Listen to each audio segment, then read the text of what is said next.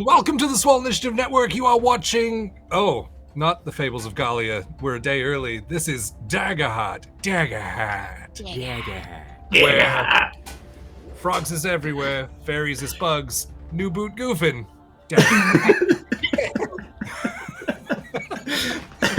Welcome in, everyone. Yes, so we're going to be attempting to play Daggerheart. This is the first time any of us have actually played the game, so go easy on us in the chat. I'm also implementing rule changes from like 3 consecutive rule changes, 1.2, 1.3, and then yesterday was 1.4. So, yes, it will probably be a mishmash of everything, but we'll have fun along the way. But before we can get into tonight's game, we should throw some shout outs to our amazing brand partners, starting with I don't know who. It's me. Betty. It's me. Hey guys. Hey. Did you know that the Swole only roll on Norse Foundry amazing gemstone dice?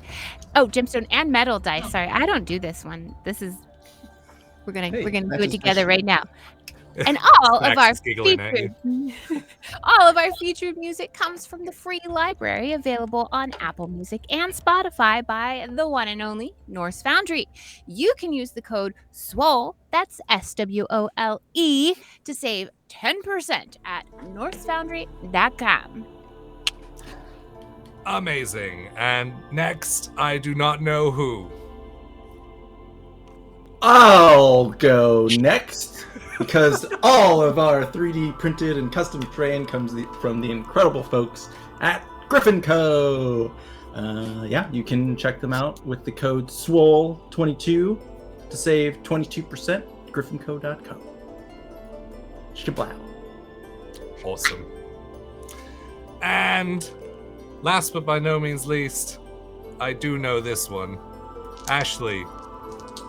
Hello, that's me. I'm here to tell you about our brand partner and official sponsor of Fables of Gallia, which is not tonight, but it's tomorrow night. The one, the only Hero Forge. Did you know that fairies is bugs and that sometimes you have to make fairies be bugs? You can do it on Hero Forge. And it's super fun and super easy, and you can make all kinds of messed up little gods. That's their tag. All of our fully custom player minis come from the awesome Hero Forge. Design yours today at heroforge.com. Incredible. Yes, thank you for that. Other things. We have a YouTube where this will be going. Session 0 is on there already. I'm trying to keep this pretty up to date and pretty so that people can watch the VODs ASAP. Everyone stop giggling. Like it's everyone stop. Yes, so you can go to !YouTube and you can go and what the hell is happening? Nothing. Well, Mike is like square in the middle of my screen. And Ashton's right next to him. I'm laughing in chat. I'm laughing in chat. Our friends are funny. All right, so YouTube, go and subscribe, and it will be awesome. Other things, we're not doing flex points. We might come up with something. We should. Maybe for like hope. Ooh, maybe to gain hope points. Yes. Maybe. Whatever that is. Maybe. Or yeah. fear. Yeah. No. Yes. We should have. Yes.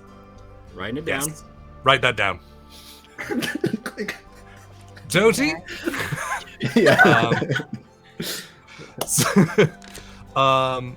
Yes, so YouTube and no flex points, but you do still earn channel points for being here, which is awesome because then you can spend them tomorrow night on our players during Fables of Gallia. Yeah. Everything is askew today. We have a sub goal. We're currently at 9 and we're trying to reach 30. And once we do, we have an e-gift card from the wonderful people at Norse Foundry that I will send instantaneously to the winner, as long as they start the conversation with me first. So as long as that happens, I'll send it immediately. Anyway, so regular subs, prime subs, and gifted subs all go towards it. So thank you for previous subs and future subs. It helps us out tremendously. Also, oh yes, if you are a subscriber and you have one of our Sindai, you can hit !duality to roll duality dice, like our players will be. Yeah, yeah, nice. There you go. Yeah, everyone's doing it. Gotta test it out. To roll 2d12. I think we're trying to work on a script that'll add hope and fear into it as well. Yes. But that was what we had available. Yes. For now. Hope should go first. Hope should come first. We got 2 weeks to work on it. Yes. Whoa. So, yeah, I'm. My mind is like. Cool. I think that's pretty much it. Right? Yeah. Yeah. Sounds good to me. Killing it. Yeah, I need like a set of notes. Technically I know my spiel for Fables, but for this is all like, yeah, I don't know. This is all new, baby. Yeah. Well, I guess there's nothing left to do except roll the brand new trailer for Daggerheart. Daggerheart.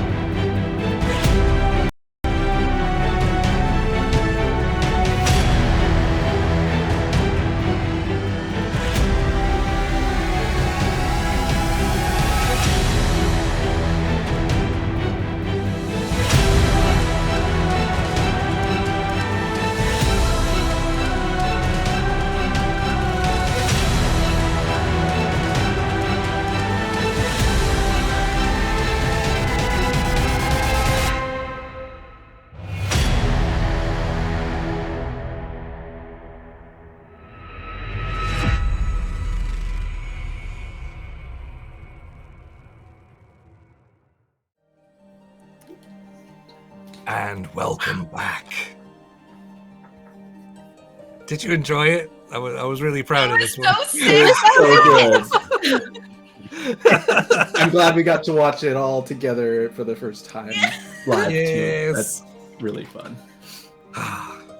Thanks, guys. Yeah, good job. Well done, Jay. Well done. Yeah, round of applause. This is how we should start off every game. Just a round of applause for me. We can do that. Call it Cthulhu. Round of applause for Jay. Every game. Every game. For Leo Rising or something. Well remembered. Okay. Don't forget something. So. The warm spring sun beats down upon the small village of Mistgrove. The smell of fresh citrus fruit intoxicates the air as the bustling sound of a busy yet somewhat bare marketplace comes into focus. The small village of Mistgrove is renowned for its fresh citrus fruits that populate an orchard nearby. People travel from all over to sample them, but the travelers seem more confused at the state of the produce on offer than anything else. as we descend on our very own travelers. So, let's see.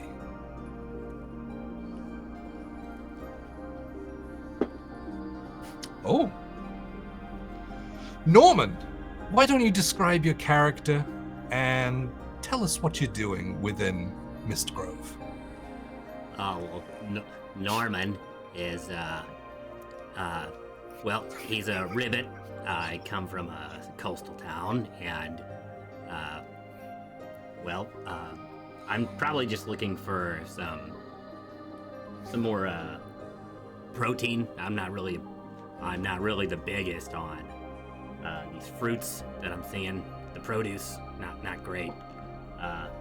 But yeah, you know, I'm a guardian, and just looking around, making sure nothing's out of order, and that's pretty much me.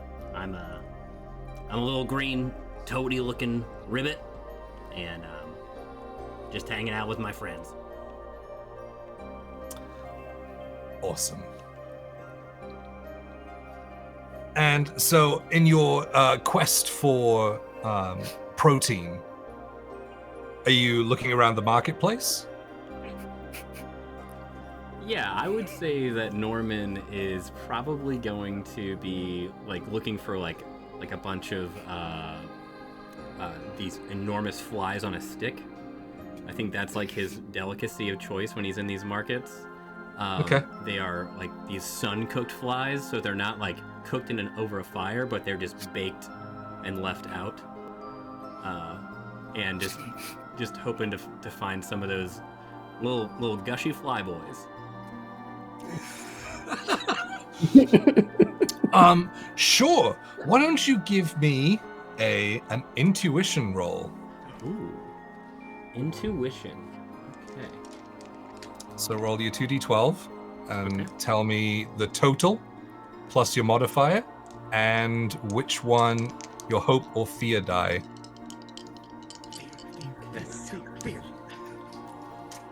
Okay. Oh, cool. Hope won by 1. The total is 11. I got a 6 and a 5. 11. Okay. 11 with hope. It takes you a little while, but eventually, because most of these stalls are all like fruit-based, but as you sort of scanning around looking for flies, you notice that there's not really much of anything within these stalls, and the fruit that are within it are somewhat old looking. But that doesn't worry you. You're looking for flies. It takes a hot minute, but you do come across a stall run by another Ribbet, because that makes sense.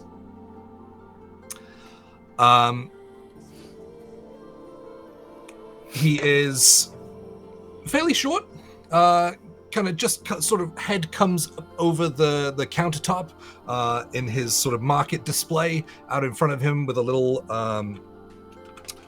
awning over the top of him, kind of like ramshackle thing. He's kind of got these coals next to him that he kind of stokes every now and then, and turns over the skewers with these big like bloat flies on them, and says, "Oh, hello." How do you do? I couldn't help but notice that you are, and you see his tongue like not unintentionally just like go out a little bit, like very, very hungry.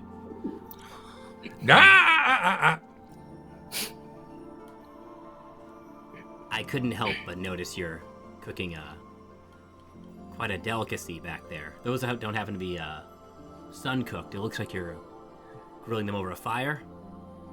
Oh yeah, sun cooked initially and then seared on the flame. Ooh, oodalolly, that sounds good. Oodalolly? Yeah. Golly, what a day!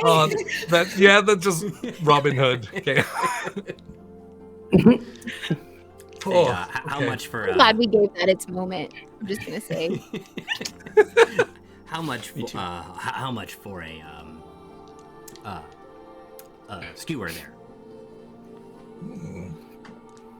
Just one? Well, if I look around and if I see Gillian is nearby, I'll get one for him as well. Gillian, are you nearby? Yeah, I'm nearby. Are you with him or are you just around? Here I am. I'd say if he looks around, he can. Yeah. I'll be next. I'm there with him. Yes, right next. Got it. So yeah. So 2? Yes, please. Two, please. Oh, all right. He picks off the coals, 2 sort of freshly smoked skewers, and places them on like the countertop. He says, "I'll be 2 gold pieces, please." Do I have 2 gold? I think you have a handful of gold. Oh, it is measured in handfuls. Yeah. I have 1 handful. I'll give him 2 gold. Is that a handful? No. You still have a handful. This is just for the sake of this scene. It's fine. Yeah, I'll give him. Okay, I'll give him the 2 gold then, and I'll pick up the 2 sun-cooked flies and hand 1 to Gillian. Thank you. That was so kind of you. Oh, well, it's no problem. There's, just gross-looking produce around here. I mean, thank you, sir. By the way, I appreciate that. Yeah, you're welcome. Didn't need to buy me nothing though. I mean, I got plenty of jerky flies on me. Well, you could have said that before I bought them. Well, I didn't know you wouldn't be so prepared.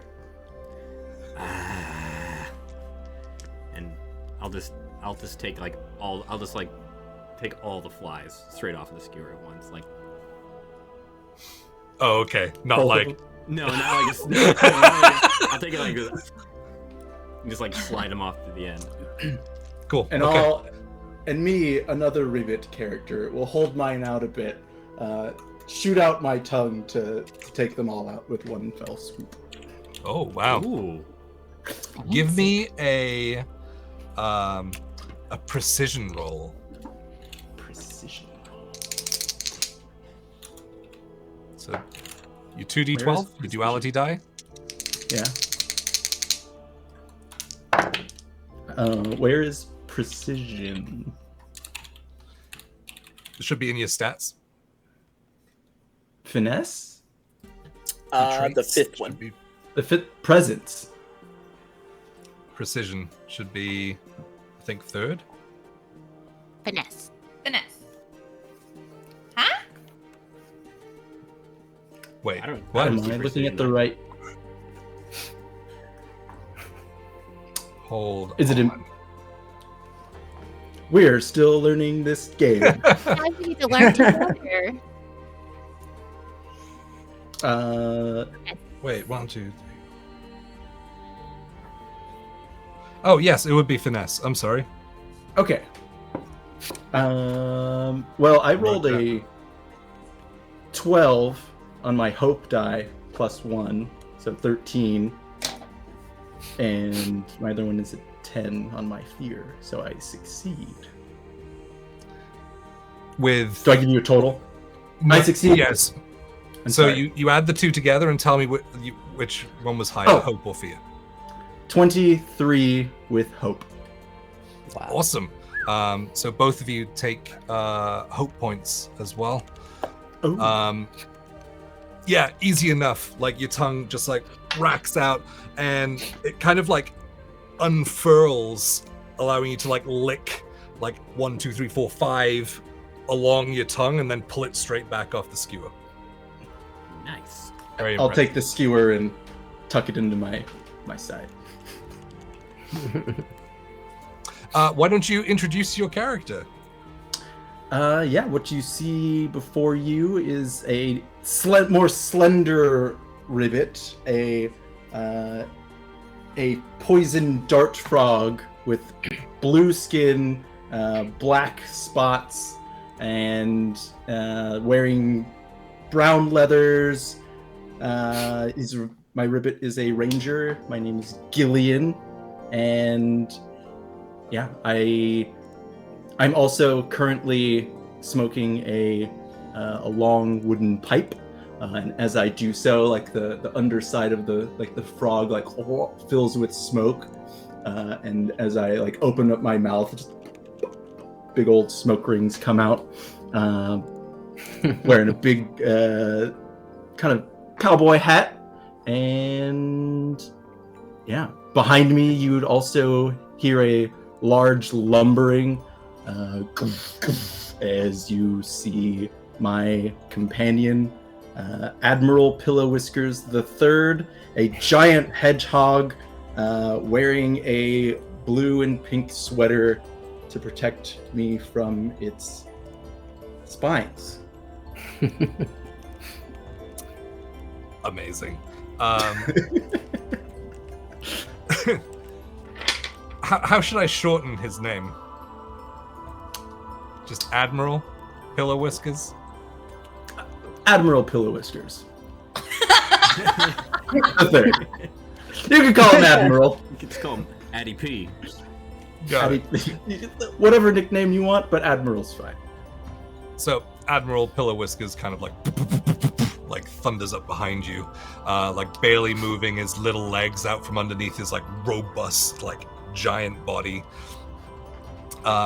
with a very patterned sweater kind of buckled around him, as he pokes around with his long nose around at the skewer that's now empty. I'll give him one of my my jerky flies. Yeah. I'm sorry, give her to her. Oh, it's her. Okay. It is a her. Easy.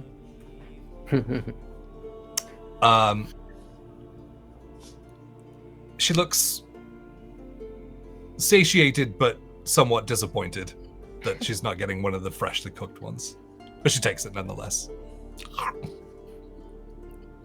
I'll get you something better to eat. How much does Don't you worry. How much does that thing eat? Anyway. Admiral Pillow Whiskers, she can eat quite a bit sometimes, but it depends on how much you want to clean up after, you know? I mean, I completely understand. You could give it the produce. I mean, why waste a good fly? Well, the produce isn't looking too hot, is it? That's why I said give it to her. Whoa. Are you saying she doesn't deserve good food? Well, not deserve, but flies are really, really good. I know. You dart ribbets and your poison dart ribbets are just weird culture. Yeah, you think you got more warts than me? You're better than us? Come on. Listen, the amount of warts I have is of no concern to you. You know what? We're talking about our ancestors. We're doing it again. We're doing this again. We're doing it again. We gotta stop. You're right. All right. Let's just. My apologies. And my apologies. Apologies accepted.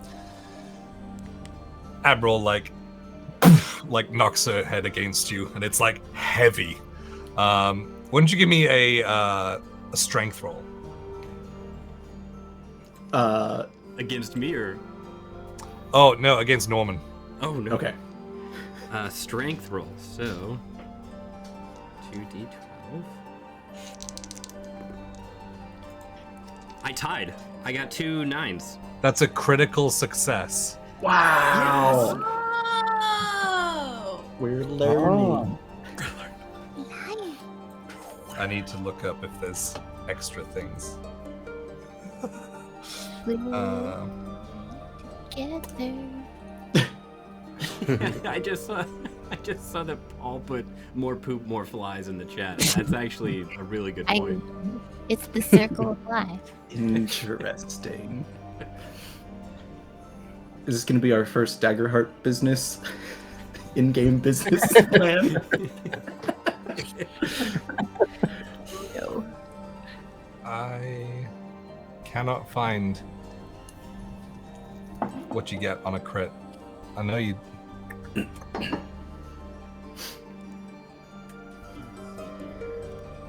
That's the one thing I didn't write down.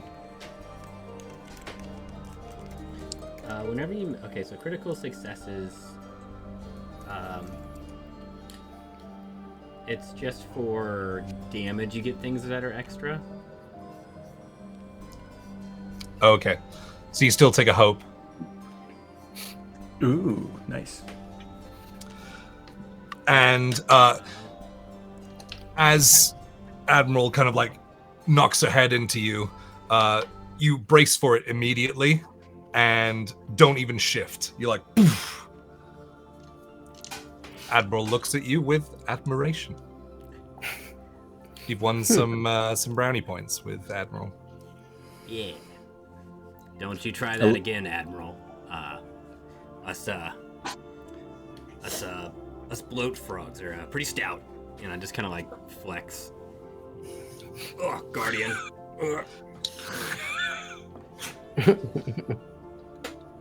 Great. Take that as a compliment. She doesn't like everybody too easily. So I'm glad I can not only befriend you, but also you're a companion here. gotta keep on the move.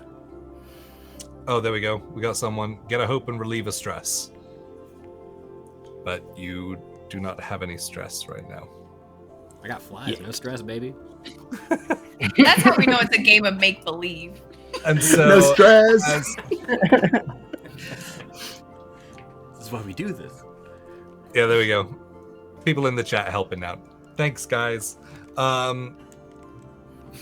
So, as we kind of zoom out from that scene, we will come in on Robichaux, the guy. Robichaux. My guy is named Robichaux the guy, or Dugay, or Digay. It doesn't matter as long as you pronounce it with a hard D. Anyways, I am a fungrel, and I am a fresh churned butter color with a dark cap, and I'm dressed in finely tailored vest and shirt. I look like a part of the gentry, and I look long and graceful, kind of like was that the Saru in Star Trek Discovery? I'm like long and graceful, and very very non-threatening. Yeah, you look it. It's scary.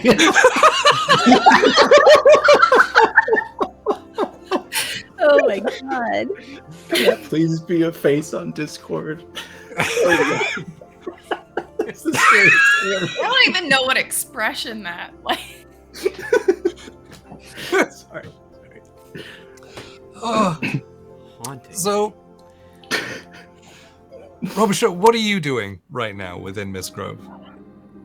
Well, Robichaux is the business manager for Dottie and Sprague, and I am here to share the gift of musical stylings of the Pixie Chicks.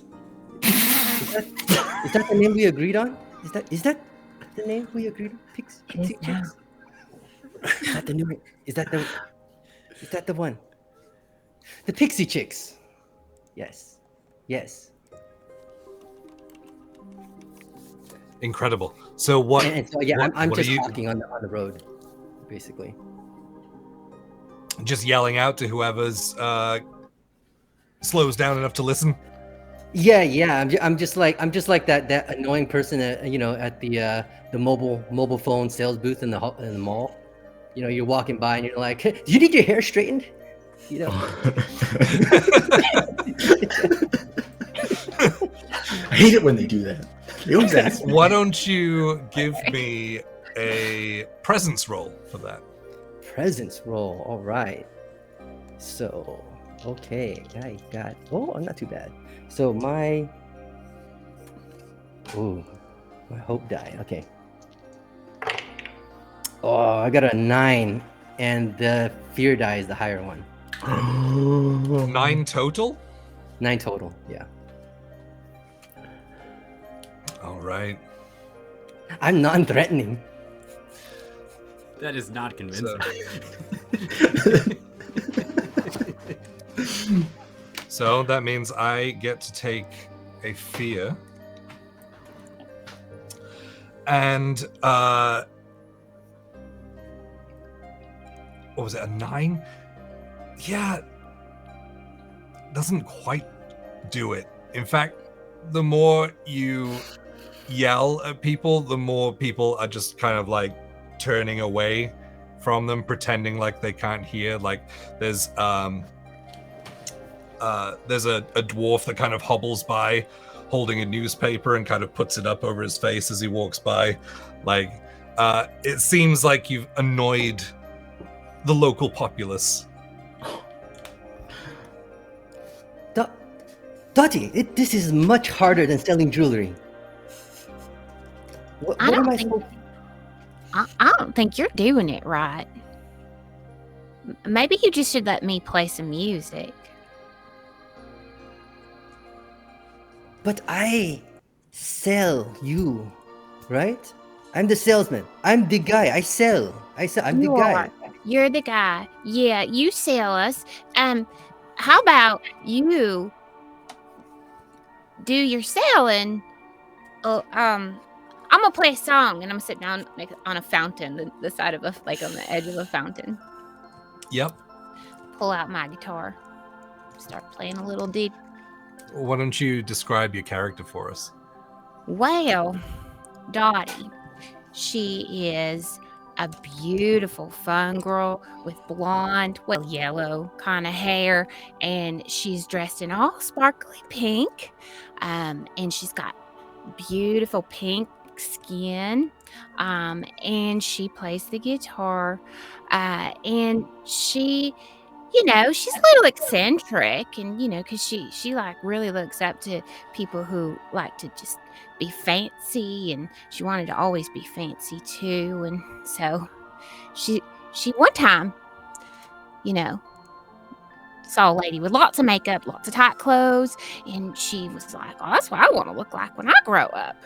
Her mama said, "Well, that lady's trash." And I said, "Oh, then that's it. I want to be trash when I grow up." And here I am in all my splendor, just playing my song and sparkling along. Wonderful. Why don't you give me a presence roll. I'll give you advantage on that just for the quote that you managed to wrangle into your description. Good. So roll your 2d12, and then you add a d6 in there as well. Okay. I can't read the fear. Okay, hope is higher. Wait, I add the 6. Add everything. Oh, everything? Add all the dice, and then add your modifier. And then don't you forget, guys, you've got those experiences as well. So if you can tie these situations into your experiences, you get bonuses for that as well. It's a 17 and hope 1. 17 with hope. Yeah. So take a hope. And it takes a moment because of the guy's failed sales tactics, but like slowly you see a couple of people like stood at the like market stalls, like tapping their heels and things as you start to strum, and they start to like turn their heads back and walk and start forming like this little crowd around you. As you play along on this, on the edge of the fountain. Hey, Ashley. She was discovered by the guy. Ashley, for how big is your character? Like size reference? Are you like? I'm like I think like between 3 and 4 feet, like just a little wee. Okay, so you're a bit smaller than me. Okay. It's like halfling size. Yeah. Okay. Mhm.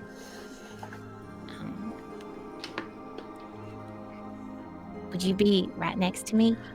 I think Sprague hears that the music starts playing and looks back from a stall where she has grapes on all 10 of her fingers, or all 4 of her fingers. Wait, 2 6 each? of her fingers.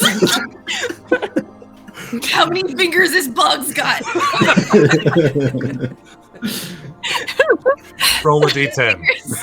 But she's got grapes on all her fingers. She's right, and just kind of like flits her wings, and you see this like little like lichen colored kind of creature with kind of this like minty hair, just like, and you hear like kind of this like jingling as she's just like covered in all these like baubles that are just like tied to her clothing that is just all hobbled together, stitched from like found pieces and stuff.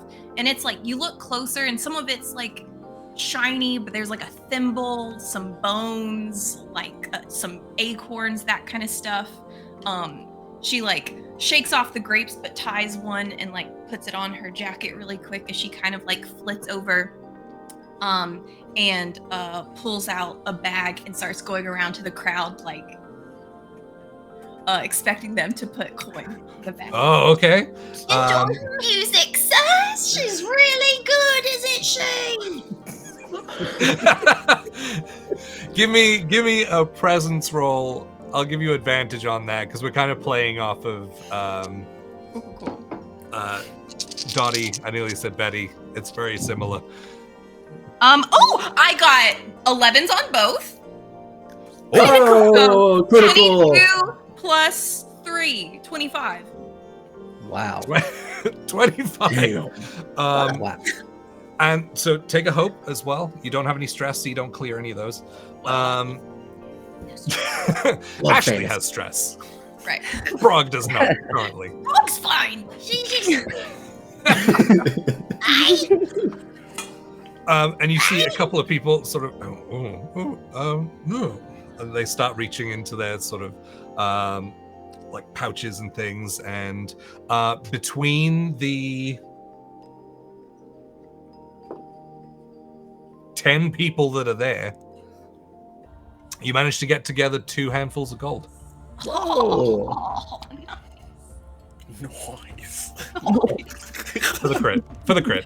You get And extra stuff for the crit. And each time someone puts anything, she like bows really deeply, but like really awkwardly, just like not in any recognizable like decorum of like, but she's obviously like seen people do this and is trying to like, yeah, thank you, sir. I miss you. Oh, thank you. Thank you. Amazing. I guess that leaves Hero. Where are you with all of this going on? Just in a quiet place. Hero would be off to himself, kind of near maybe a big tree that hasn't been chopped down by the marketplace or surrounding area. Sat next to it,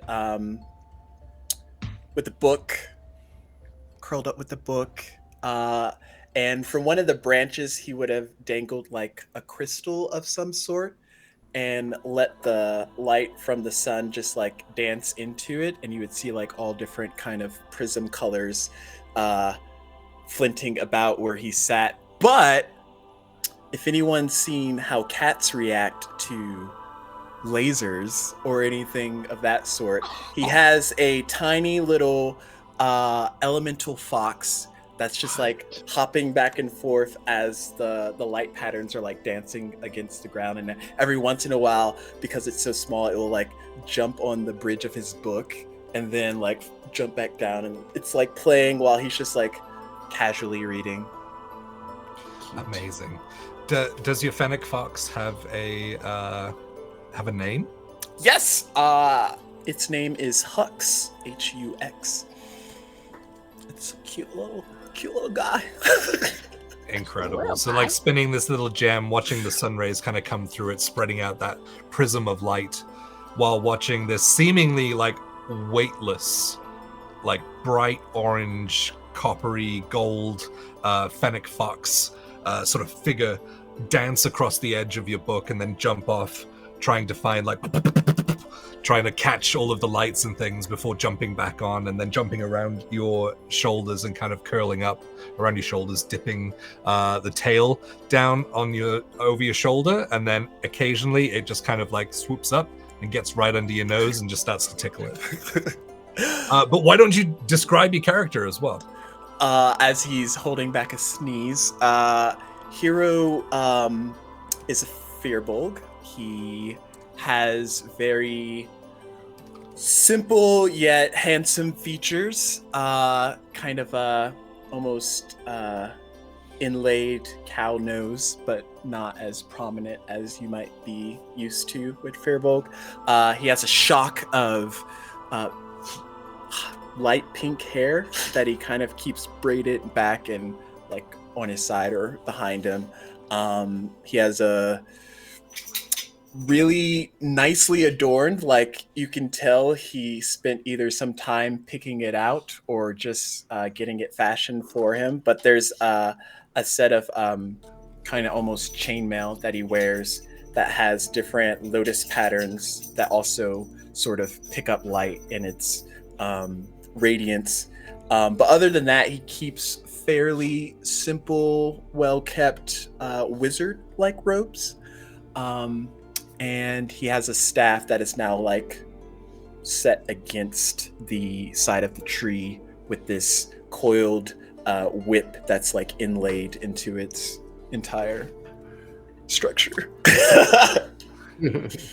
Amazing. Not extra at all, just common. That doesn't sound like one of your characters at all.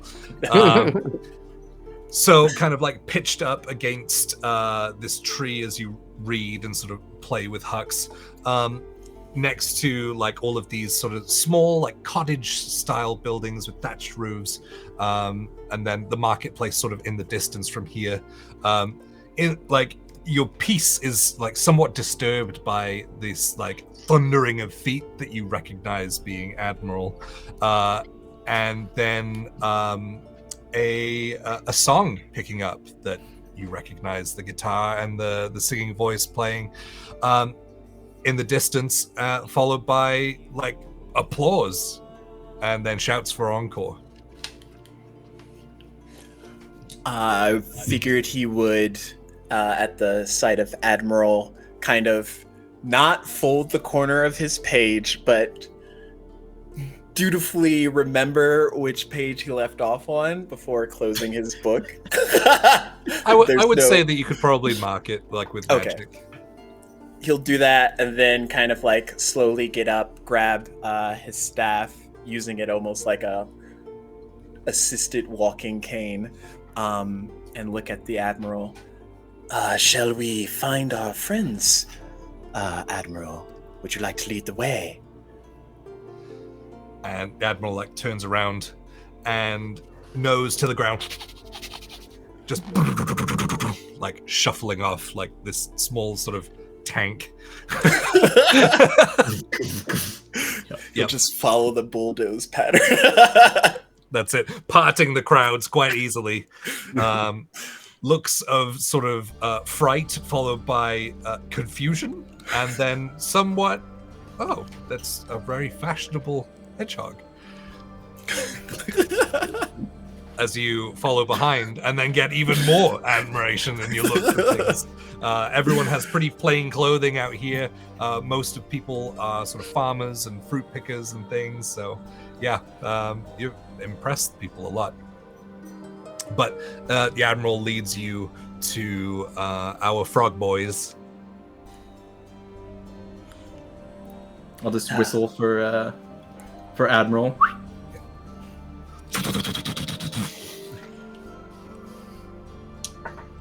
Goodness, he's quick, but he's big. Were you all able to get into anything? Hero, no. Into anything? What do you mean? Into anything? Are you into anything? Trouble, fun, you name it. Got into these nice sun-skewered flies. They're delicious. You want one? I can get one. Oh, I just had a very big meal. Something Dottie made for me. I'll pass for right now. Yes. Give me a presence roll. This is gonna go fine. Okay. 12 with hope. Okay. Yeah. You don't Norman. You don't recall having enough sort of provisions for a big meal, but Hero usually tells the truth, so it makes sense. And take a hope with that as well. All right, you got it. I mean, if you really need to, if you ever need anything, I mean, that guy, he knows his flies. And in case you get hungry, I still got some jerky flies. So, got you. In the distance, sort of,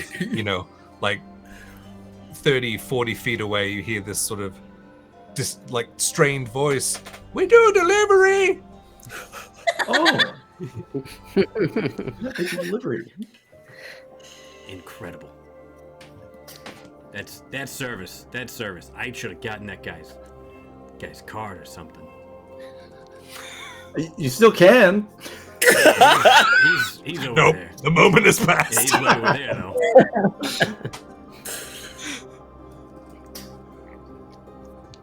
That music, is it from our friends?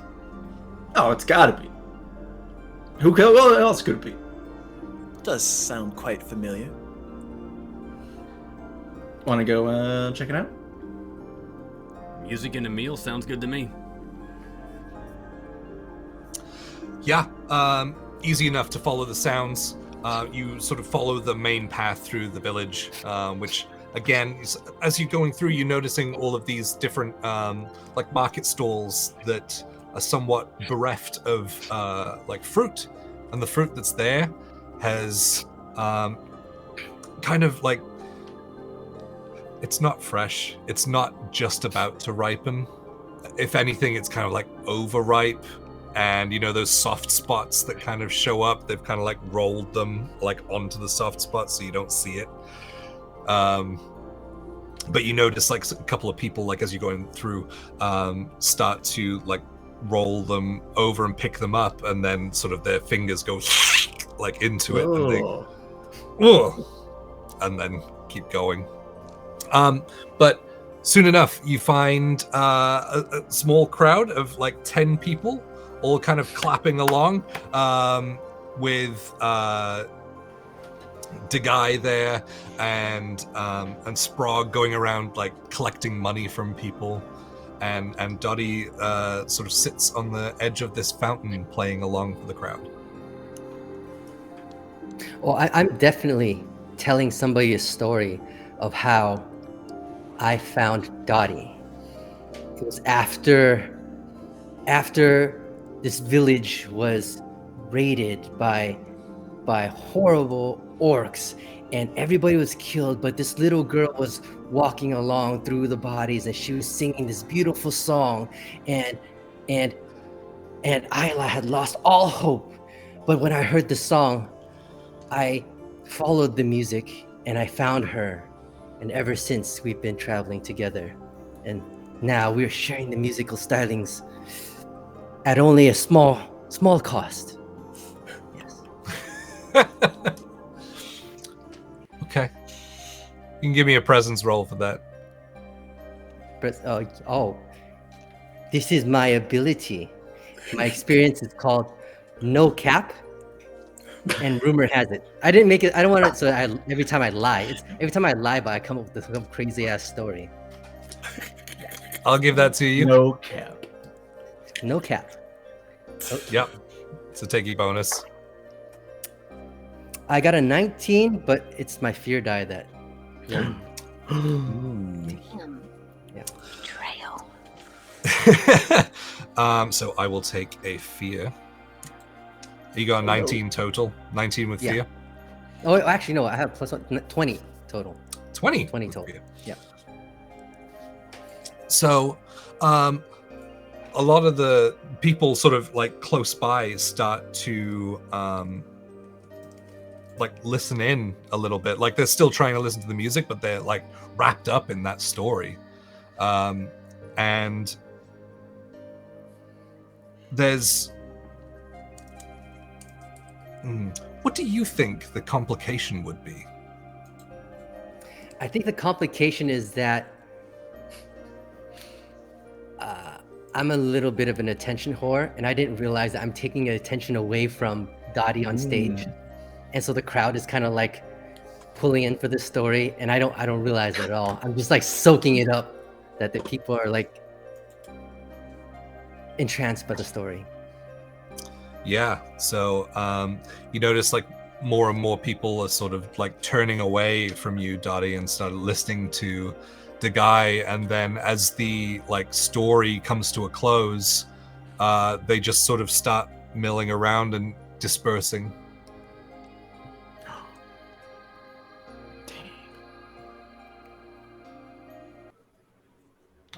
So, I did very good. I told the story that will live on and spread like spores. The story of your music and your inspiration and how you were inspiring me and the war and how I found you and Yeah. so, Yeah. Is that how you see it? Yes, they were entranced by your story. Well, they were entranced by your story and ignoring my music. What are you here for? Come on, do your job. I sell you. I sell you. People love you. You sent people away. No, they're rushing to tell their family and friends. You killed the mood. Hard work making all this pretty music for people to sit down and listen to, and you scared them all away. This I'm learning. Business managers is new to me. It's new to me. Well, how about how about we follow? I look around, make sure nobody else is around. I heard that. Sprock No. Everyone is kind of like dispersed and is walking away. And Sprague, you notice as you're sort of holding up your sack to everyone, they're just kind of like turning away and leaving. She's now like huddled on the ground, like going through the coins and like and throwing the ones that aren't shiny enough just like over her shoulder and just like finding the ones that are like nice and bright and like yes. And all the other ones are just kind of like tossing behind her. Dottie, I do better next time.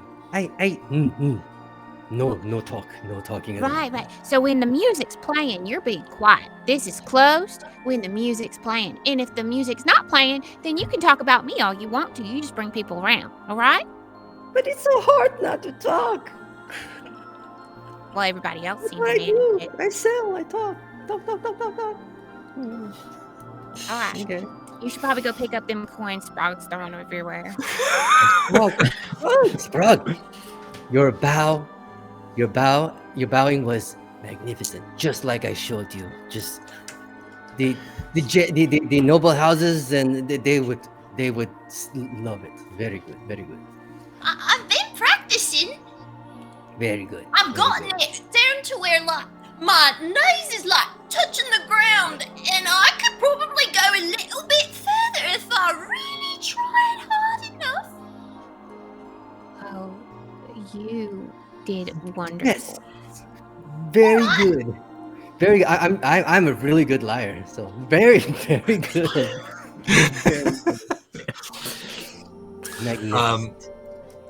In my head, Sprog's like bowing like those like woodpecker things for like just like fully like arms back behind her. Like just sack up, head down. Like it's mostly she's like flying up a little bit and just basically like just bending in half. Like incredible. But yes, as the how many? Do you just have 2 legs? Okay. I've got the 2 legs. I've got the 2 legs, but I got 2 wings, and I got 6 fingers. Just if we're keeping count. It's a good number. She eats left, or is that what you started with? Huh? Is that how many you have left, or is that how many you started with? Wow. We'll find out. I started with these many. Yeah, so as the crowd starts to dissipate away from Dottie, you start to see your other friends, Hero, Norman, and Gillian, as well as Rotund Admiral behind them. Oh, did we miss the show? Well, What happened? You might not have if the guy had kept his mouth shut a little bit longer. But you know how that goes. What have y'all been up to? It's checking out the wares over there. I mean, most things are pretty good. Flies especially. Fruit not so good.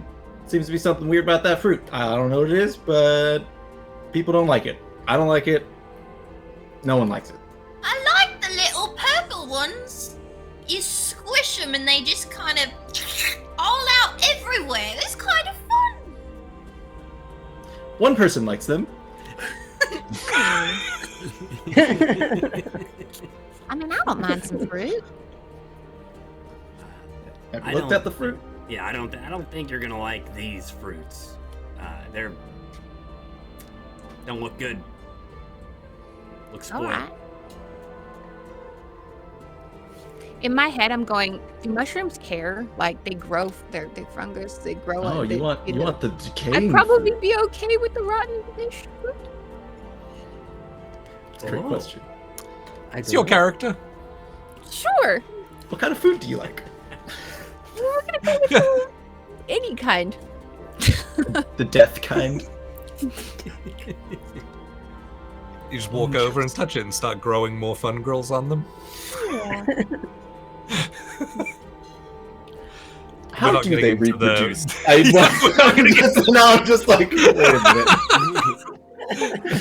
My children.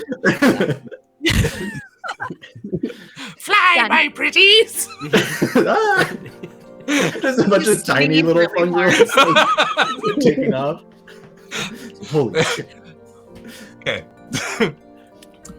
That aside, we'll table that one for now. For now. For now. We'll revisit the sexual We'll get reproduction back to of it. fun girls. We'll get back to it, but like, so as the group kind of like comes back together, everyone give me a intuition roll. Is that instinct? Is that instinct or is it knowledge? It may be instinct. Oh. Yeah, I think what I've done is I've looked up the very, very, very original names Yeah, of the stats, and I should have just looked them up here. Uh-oh. Oh, I got 8 with hope. I got 8 with with hope hope. too. I got 6 with fear. Ooh. I got 20 with fear.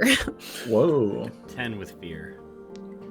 And 12 with fear. Wait a minute. Do you get like 4? 4 fear points. What does it mean, though? It probably won't come up. It's coming up. So as the people start to dissipate, you do notice this one one Ribbet, sort of looking more frantic than the others. She is this like poison dart. No, not poison dart. No, Fine. it's not. It's I wrote it down. Oh, it is a poison dart, but it's red. Hey. My favorite. Yes, the sort of red, sort of bright, vibrant orange color. As she like has this like big, wide like sun hat on, and she's going from market stall to market stall, like frantically asking questions and things. And as she starts to like bounce from one to the other and getting closer, you start hearing her sort of plead with the like market owners, like, "Oh, have you seen him? Have you seen him? Have you seen Horace? I haven't seen him in 2 days. No? Oh, okay." And then running to the next one, sort of bouncing between them. Y'all wonder what a Horus is? I think it might be a person. How Oh. would I know if I've seen him if I don't know what he looks like? I thought it was an insult. Oh. Horace. Oh. Oh. Would you be looking for Horace? Frantically? Well, Well, Look, you know what? you heard it when you said it, huh? Yeah, sure did. would you be looking for Horace? I just have a feeling that she's not looking for what I just said, what you just thought. It sounds like she's looking for a person. That would make more sense. Whew. And eventually she kind of like comes up to the sort of circle of friends. You guys, runs up. Have you seen him? Have you seen Horace? Oh, I don't think I know you. Oh, who's Horace? Horace is my husband. What's he look like? Oh, he's pretty big, and he's a ribbit like me. He's green, a dark green. He's got these beautiful yellow eyes, and he usually goes and picks the fruit for some of the market stalls, but he hasn't come back in 2 days. 2 days. Does he usually come back in the same day? Usually the same day. You know, when he gets hungry.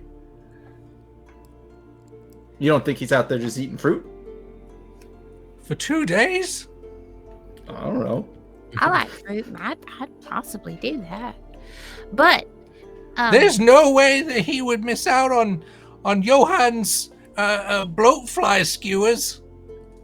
That's fair. Johan. Wow, that's his name. Take that down. Take that down. I will log that. I'm putting that on my character sheet. Johann pipes up from like a little bit of distance. No, he wouldn't miss out on my skewers. guy has some really good hearing. I heard that. Frogs aren't known for ribbits. I know, aren't known for I'm having great Googling hearing. it. I'm Googling it. This one's impressive. No, frogs have excellent hearing. Damn. That's what I said. And the eardrum is outside the body, just behind the eye. Weird. Weird. So they hear with their eyes? Don't we all? Think about it. I do, because I'm half deaf, so I have to lip read.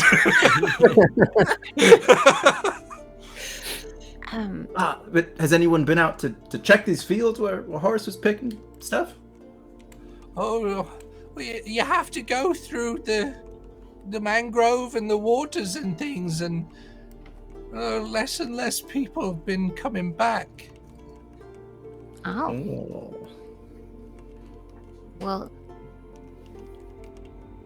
Did you want us to go look? Would you? Did you just volunteer? Oh, thank you so much. Thank you. She's like grabs onto like your dress and falls to her knees, like sobbing on you.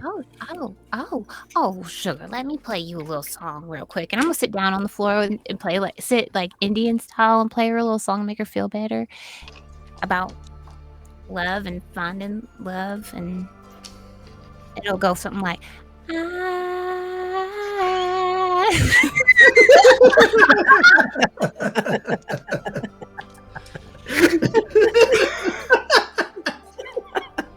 I'm just gonna say she bawls even harder.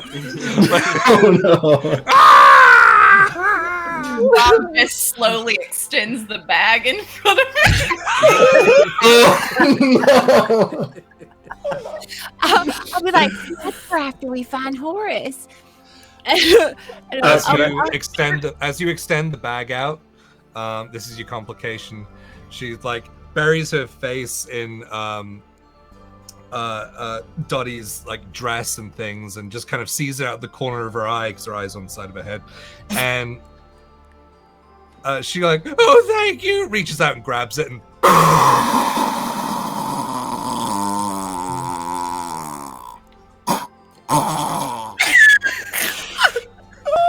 Well, this song doesn't have any trumpets in it, so I'm gonna put my guitar away, and honey, we'll go look for your husband. Oh, thank you so much. And Hero will kind of like, he's been leaning against his staff, like lean in towards her, probably towering over a bit. And if we don't make it back, you'll have something to remember us by, at least. Very calmly. What? You said people don't make it back. Oh, I see. Yeah. Well, thank you. Well, is there any kind of information you could give us about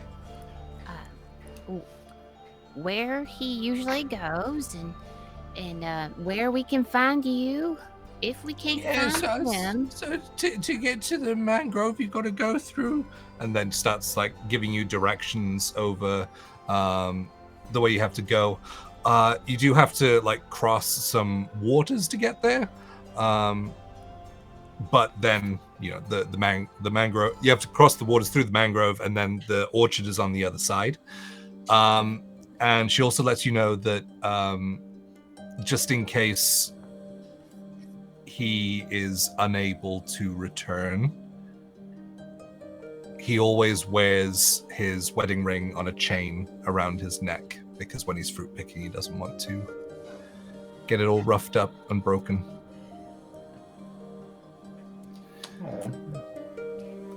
But well, that's very sweet. As you start to pick yourselves up together to go and try and find Horace, that's where we're going to take our quick 10-minute break. Nice. Where we will return upon the end of the break to continue the game. Much like this sentence. But yes. Hello, and welcome back to Daggerheart. Daggerheart. Yes, so last we left off, Dottie had willingly volunteered you all, voluntold you all, that you were going to go and help Rosalind, is her name, find her missing husband Horace, the Ribbet, who went picking fruit and didn't return for 2 days. Also letting you know that recently less and less people have been coming back, and put 2 and 2 together and realize that's probably why the fresh fruits that Miss Grove is famous for supplies are dwindling. So, as we sort of come back into it, is there anything you guys want to do in preparation before you keep going?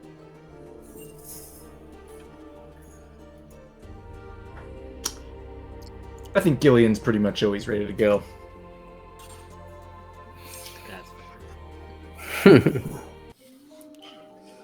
Cool. Okay.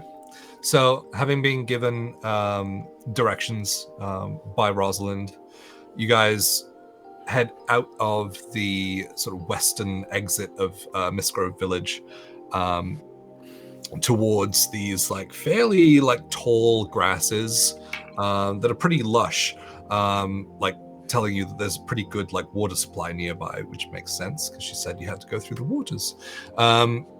And so by carrying on through here, you guys start to notice that the ground is becoming like very, very soft. Almost like waterlogged, where your feet kind of sink in, and as you kind of pick your foot up, like your boots and or feet, I think only Hero and Dottie are wearing boots. I think everyone else is barefoot. For sure. Or frogfoot. Yeah, so you're noticing that your feet kind of like stick into the ground as the mud starts to like pull around them. Are you going to like hover? I want to do There you something. Can I do a thing? Yeah, you can do a thing. This is Daggerheart. Daggerheart. So I'm like, well, we're walking, and I'm kind of like, well, I know I just volunteered us to take care of the. Well, you know, we all got a good heart here, and we know what's right. And what's right is to help this lady and find this ribbit. And I just wouldn't want to do this with anybody but all of y'all. And you're just so capable and kind and strong and amazing. And she'll just keep adjective, you know, like just gonna keep filling words. And I'm gonna rally the party as a bard. Ooh. Oh. I'm doing a thing. Yeah. It's a class feature for the bard. Rally. Once per session, describe how you rally the party as they head into the fray. Then give yourself and each of your allies a D6 rally die. Anyone with a rally die can spend it to roll it, adding the result to an action roll, a reaction roll, or a damage roll, or clearing stress equal to the rally die result. Wow. That is a lot of things. I get one There of you those. Keep those notes nearby. I have a feeling people are going to ask questions. It's fine. Get yourself a rally die.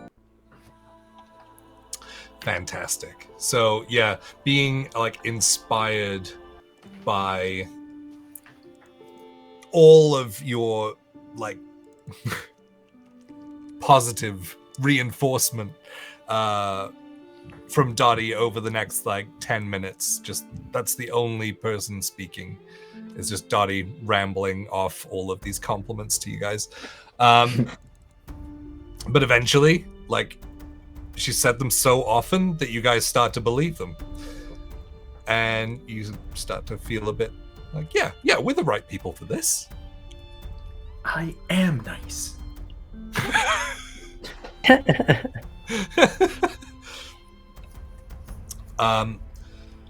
As you sort of come through the sort of like marshy, mucky sort of mud area, you notice that there's a path off to the left that sort of goes a little bit higher, away from the mud, and you can sort of start to see like outwards.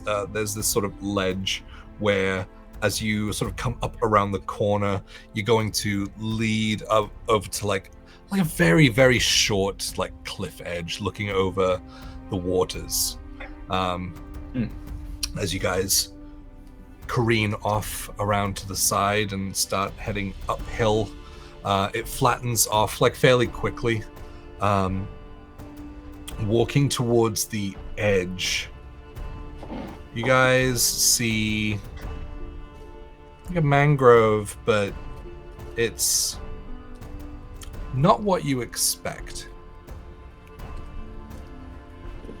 The waters seem really filthy, but not like mud filthy, not like silt stirred up kind of dirty. Like almost this pungent, slick green heading through the waters. Gillian, you recognize something like this. Smelly smell. Smelly. Part of my backstory. Smell a backstory. It's got a mechanical slickness to it. Yes. So you kind of see this like tar, venomous, sort of putrid liquid kind of seeping out through the mangrove. You don't see anyone just yet. The way across looks like, well, there are these giant like lily pads just below. There are some that are very big that could probably fit 2 people on at once, and then there are some small ones that would only fit 1 at a time. But you guys can see that there are these big and small lily pads kind of floating in amongst like the slick tar.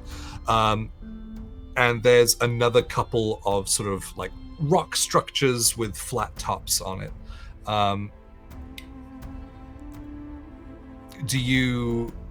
Gillian, do you say anything about the water? Would Norman know anything about like what happened to like my particular That's village? up to you. Would you have told him? No. No, I would not have. That damn frog pride. Not yet. I don't think I would say anything other than, and here I was looking for a swim. This doesn't look like the waters I want to get into, though. You ever seen anything like this, Norman? I mean, it looks like spoiled, like rank, like acidic. I don't know, it's gross. I haven't seen anything like this before. I mean, I've seen some, just like water that's been sitting around for a while, not like fresh water, like old pond water. You know what I'm saying? That good pond water. But this is something else. Oh, don't start talking to me about some good old pond water. That's miss home, But this, you sure you never seen anything like this in your village? Nope. Okay. Me neither. This is crazy. Give me a presence roll for that.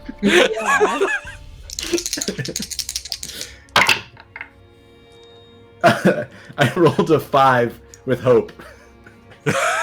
Okay, so you can take a hope, but Norman, he's usually so forthcoming, but this time there's something about it. Maybe Norman can't put his finger right on it, but it gave you a funny feeling hearing that.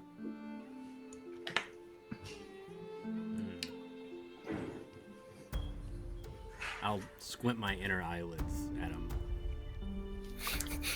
Oh, I look away. I just look out towards the lily pads.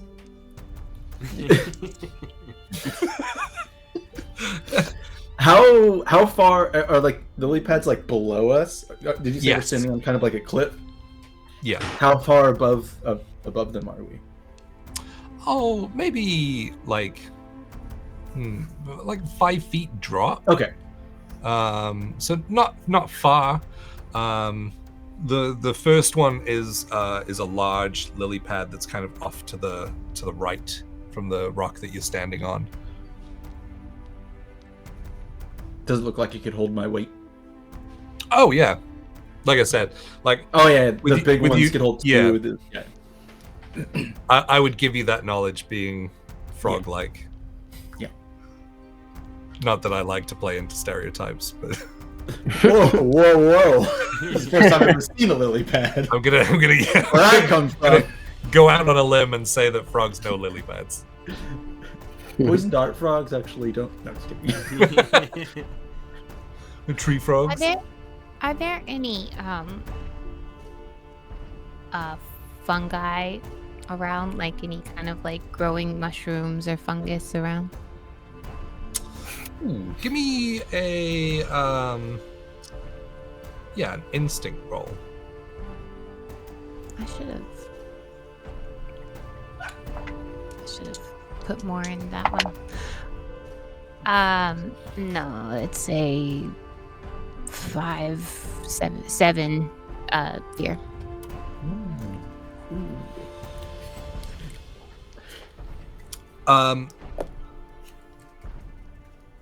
So that is a fail with fear. So as you're like looking around for the mushrooms on the ground, kind of like pushing the grass, you don't see any mushrooms, and then your foot slips and you realize that you are right on the edge and your foot like slides off to the side. You quickly like reach around to grab for the rock, but you begin to fall onto like this small patch of like dirt that's under this like bare tree. Like the tree doesn't have any leaves on it whatsoever, and it's kind of like this dark kind of murky color, but you do manage to land in the mud, like flat on your back. Dottie, where'd you go? Well, I'm down here in the dirt. Watch your step. If she's close to a lily pad, I'm just gonna go ahead and try to jump on directly to a lily pad. Okay, yeah, so the closest one. Yeah, just give me an agility. You got it. Okay, I was reading my stats. A 12 with hope. 12 with hope. Nice.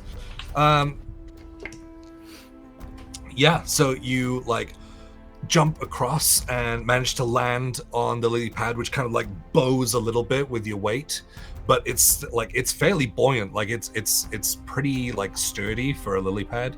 Like you can tell that the leaf is like pretty damn thick, that it can take like a lot of weight.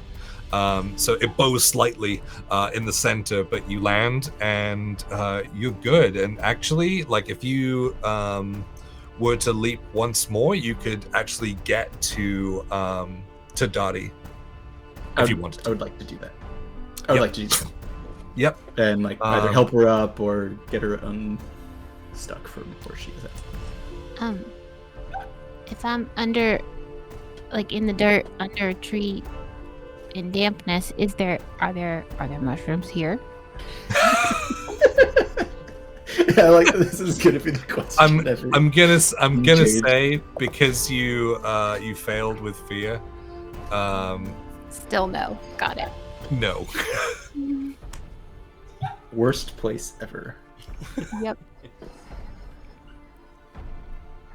Well, come on, let's get you up. Well, that was quite the fall. But I made it look graceful, right? So graceful. Good. I think we need to get across this. I would ask you for a presence roll, but I think Dottie would just believe it no matter what. Oh yeah. He's giving me attention, so yes. Yeah, so she'll get up and just kind of knock all the dirt off of her. How are we supposed to get out of here? Yeah, we can just take hop on these lily pads. I'm not much for hopping. I'm not a frog. Well, I am, and I'll help you along. All right. Everybody, we do need. I think we should get across, though. You, I point to Sprague. I don't think you need much helping. You can fly all the way? You good? Right? Yeah, I can point out the way for you. I can spot the hops, if you like. Spot the hops. I like that. All right. She'll kind of fly ahead and be like, this one! This looks like a good one. She's like 2 feet from y'all. Just take a step on it. Nice. Well, I don't know what we'd do without you, Sprague. Thank you. She bows in the air. Yeah, so you can actually, Gillian, you can give like the help action basically. If you can describe how you help and it makes sense, you can give advantage on Dottie's agility rolls. So that would be with the D6. Okay. I'm assuming these are far enough away from each other that we would need to kind of leap towards. Yes. Yeah. There's water, but you already have decided that you don't really want to go in it. There's the same large lily pad off to your right, and then off to the left is another large one, and then there's a small one right in front of you. Can I kind of scout ahead?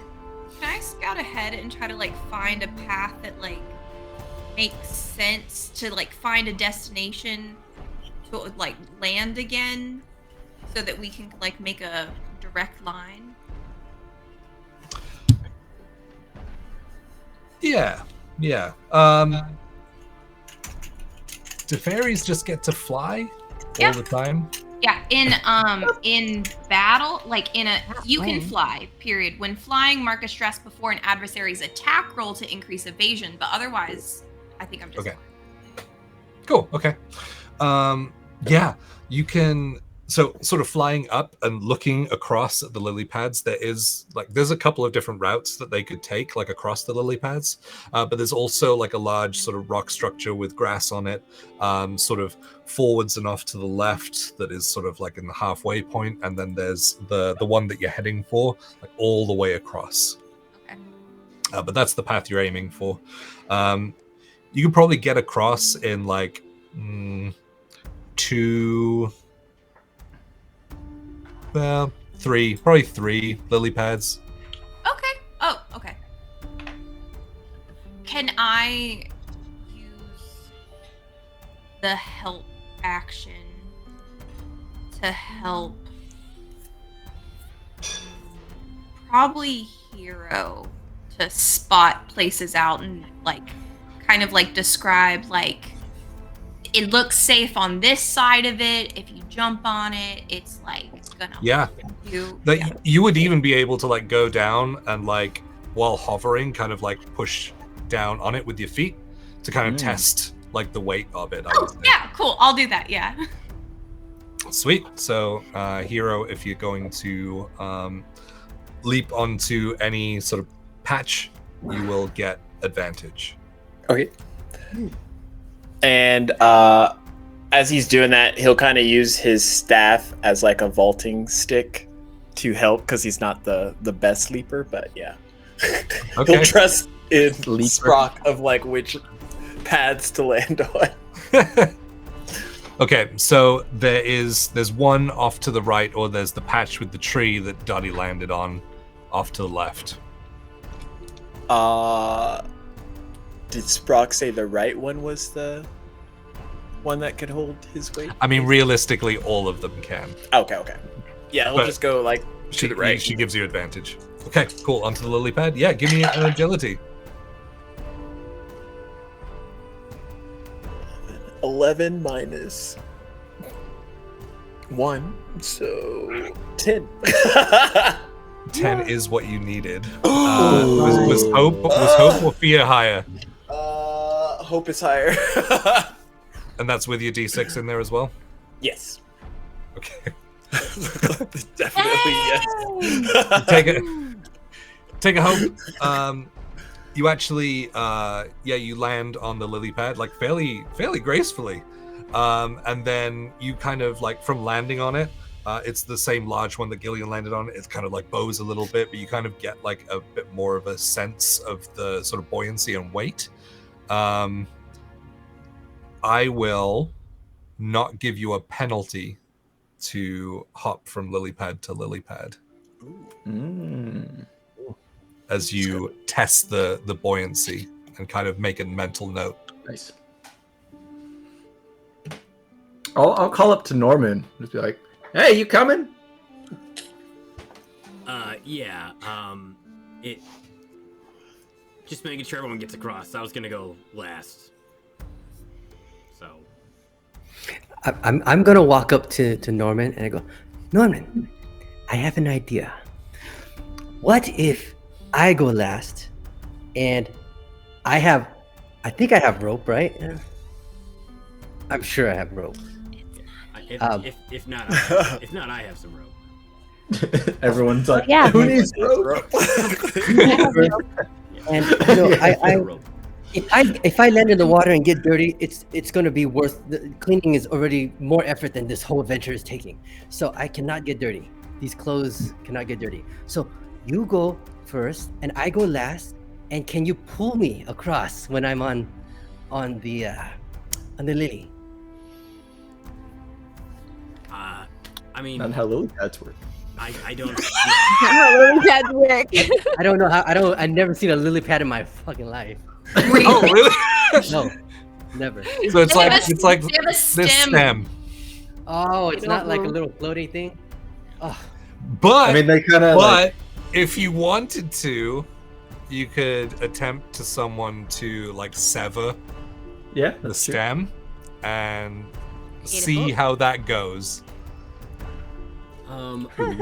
I'll say this. I'll say I think that your plan would work, but there's a bit of a stem towards the bottom.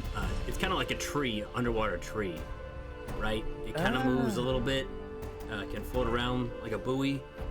But if you, I promise you got this. And I'm gonna use my experience. It's called Big Ups. And Oh my you can God. deal with jumping or compliments, and I think it's both at this point. Compliment. I was like, you got this. Like, look at you. The top of your head is like a lily pad. You know, you're made for this.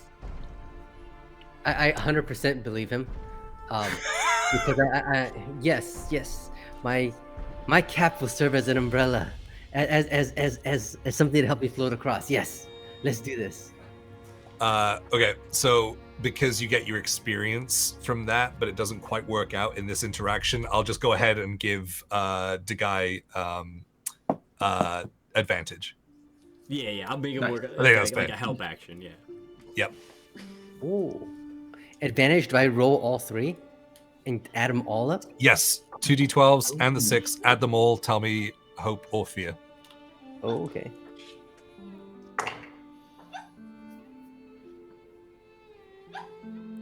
Wait, 2d12, add the 6 also on top of the advantage? Mushroom. Wait. math. It's 2d12 is your hope and fear that you always roll together. Yep. And then a d6 as well. So add Okay. all 3 together and then tell me which d12 was higher. Got it. The Okay. D6 is the advantage.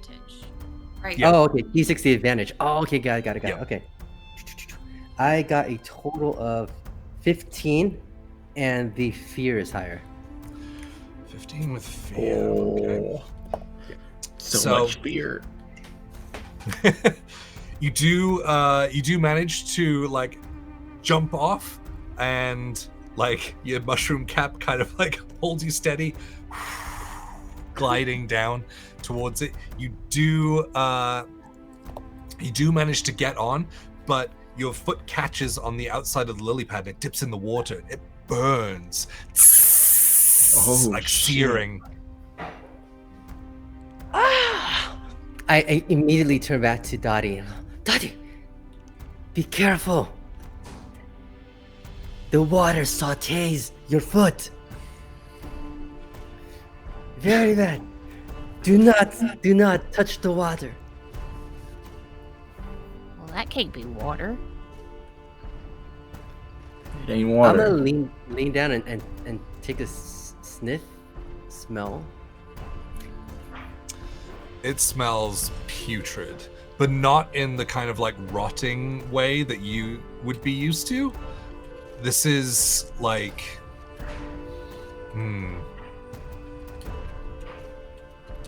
like when you smell like when you smell something toxic, where it's, you know that it's bad. Like your reaction is that it's bad, and you kind of like pull back, but it's not natural at the same time. Got it. Okay.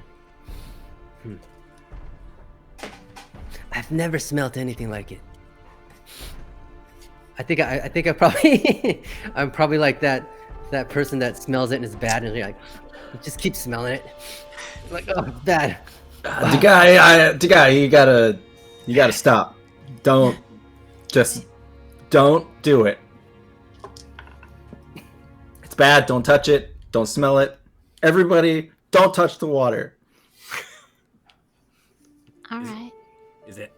Is that bad? Is it bad water, Gil? I'm still standing up. The worst water. The worst water you've ever laid your eyes on.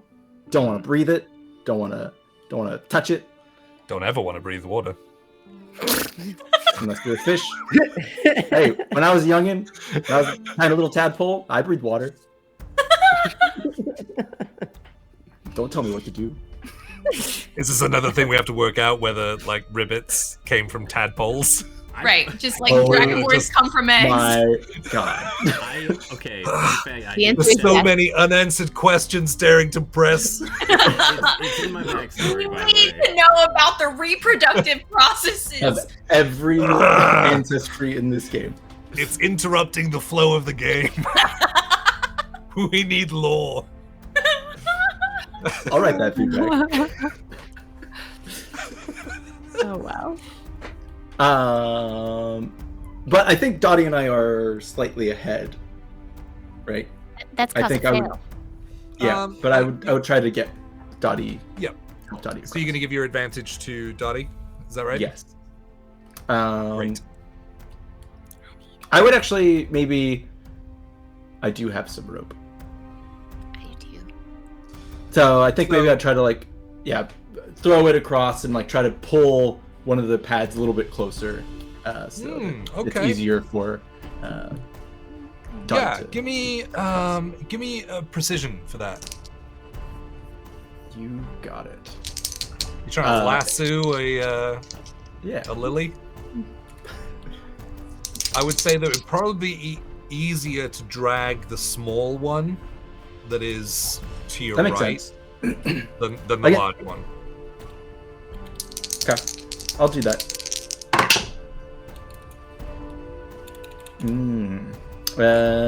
21 with fear. Ooh. So, you throw out your rope and lasso, and it like sinks around the entire lily pad, like in the water, like it lands.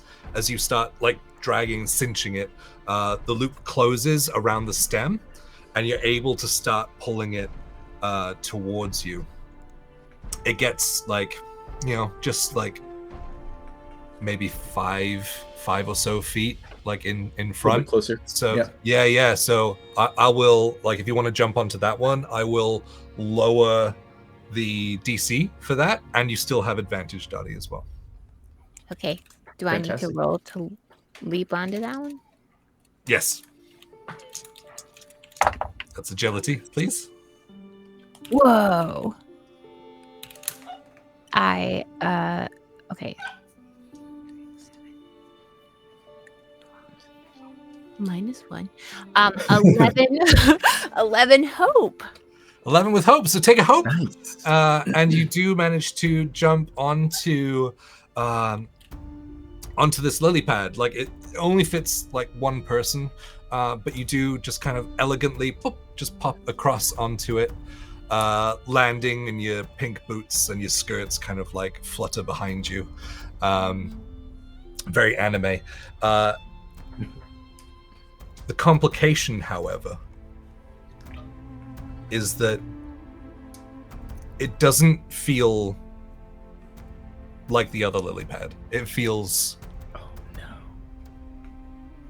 It feels more sturdy. Like it's not going anywhere. Until it starts going somewhere. And it starts moving underneath your feet. No. And all of a sudden, Dottie is lifted up out of the water. The lily pad extends up, and you guys see this sort of rotten root creature underneath, kind of holding onto the lily pad. And we'll go to the battle map. Whoa! There's a battle map! Holy shit. Oh my god. Sorry, Dottie. I don't know. Yeah, We done. it would goofed. help. I was so excited because I got hope. Hold on, I gotta push the button. Ta-da! Ooh. Oh my god, look at that. Wow. Cute! They're so cute! All right, so That's awesome. we got There it is. Okay. Gillian's right there. Dottie just jumped on that one. The guy is right on the edge there.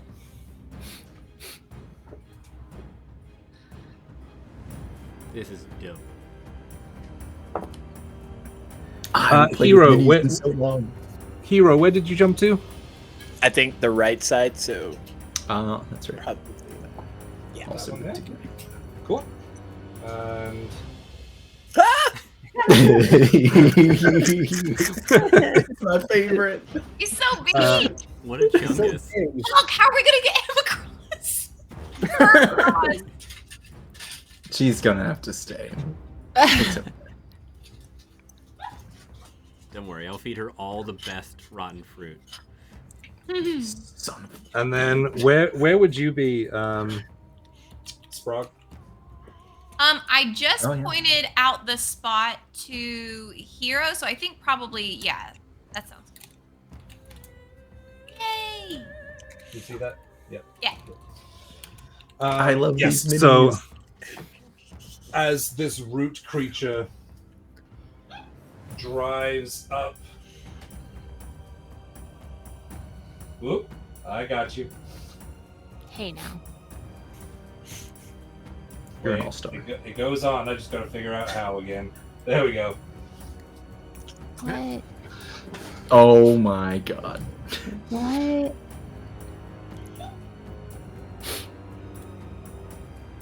Yes, this root creature like picks up with these like spiked tendrils waving around. He is going to act immediately, kind of getting the jump on you guys. An attempt to throw Dottie into the water. No. Can I try to catch her? Maybe don't do it. Maybe they fail.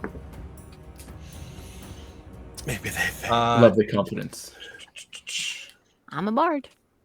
Going against your evasion, Oh. I rolled an 8 total. Hang on, where's that on the thing? Top left. 9! Oh. Okay. Yeah, so the root creature like picks up and starts to like push you off. But you manage to kind of just like steady yourself and just about hold on. The heel of one of your boots must have just stuck into the lily pad, and it's kind of acting like an anchor for you right now. But yes, who would like to act? Can I say that I kind of squat down and hold onto the lily pad to like put my center of gravity down lower? That's fine. Yeah. Okay. I would like to act. I have a question though. The rope that I have a question. The rope that I sent out across, how is that positioned now that this creature has come out of the water? Oh, so you pulled him closer. Mm-hmm. Oh, great. Yeah. Neat. So it's now like 5 feet closer to you. Perfect. Cool. Slashing distance or for you? Yeah. Yeah, I think in Daggerheart, I think it's within 10 feet, I think. Actually, yeah. Oh, 10 feet. Okay. I'll look up to Dottie and first just say, like, kind of motioning to jump towards the more solid ground. Now that 10 feet closer. Okay. But I'll use my short bow to take a shot at the creature. Is there any sort of face on this root creature? Yes. There's these like bright yellow eyes that kind of have this like green tinge to them that are sort of glowing. Like what we would equate to sort of like radioactive, kind of like warbled glowing. Great. Gonna definitely shoot one of those. Okay. I'm going to spend one of my hope for Ranger's Focus. Ooh, what's that do? It only works if I make a normal attack with my weapon.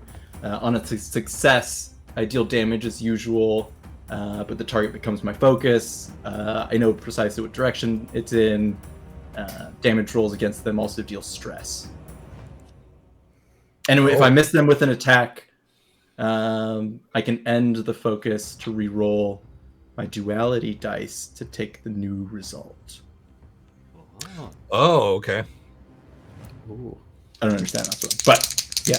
But I'm gonna make an attack, and it's 2d12 as normal. Add my agility for this short bow. Okay. Gulp. 16 with fear. 16 does hit.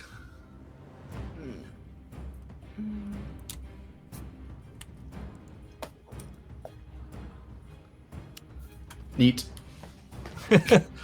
Oh, I roll damage. I haven't done that yet. Okay. Okay, it's 1d6 plus 3.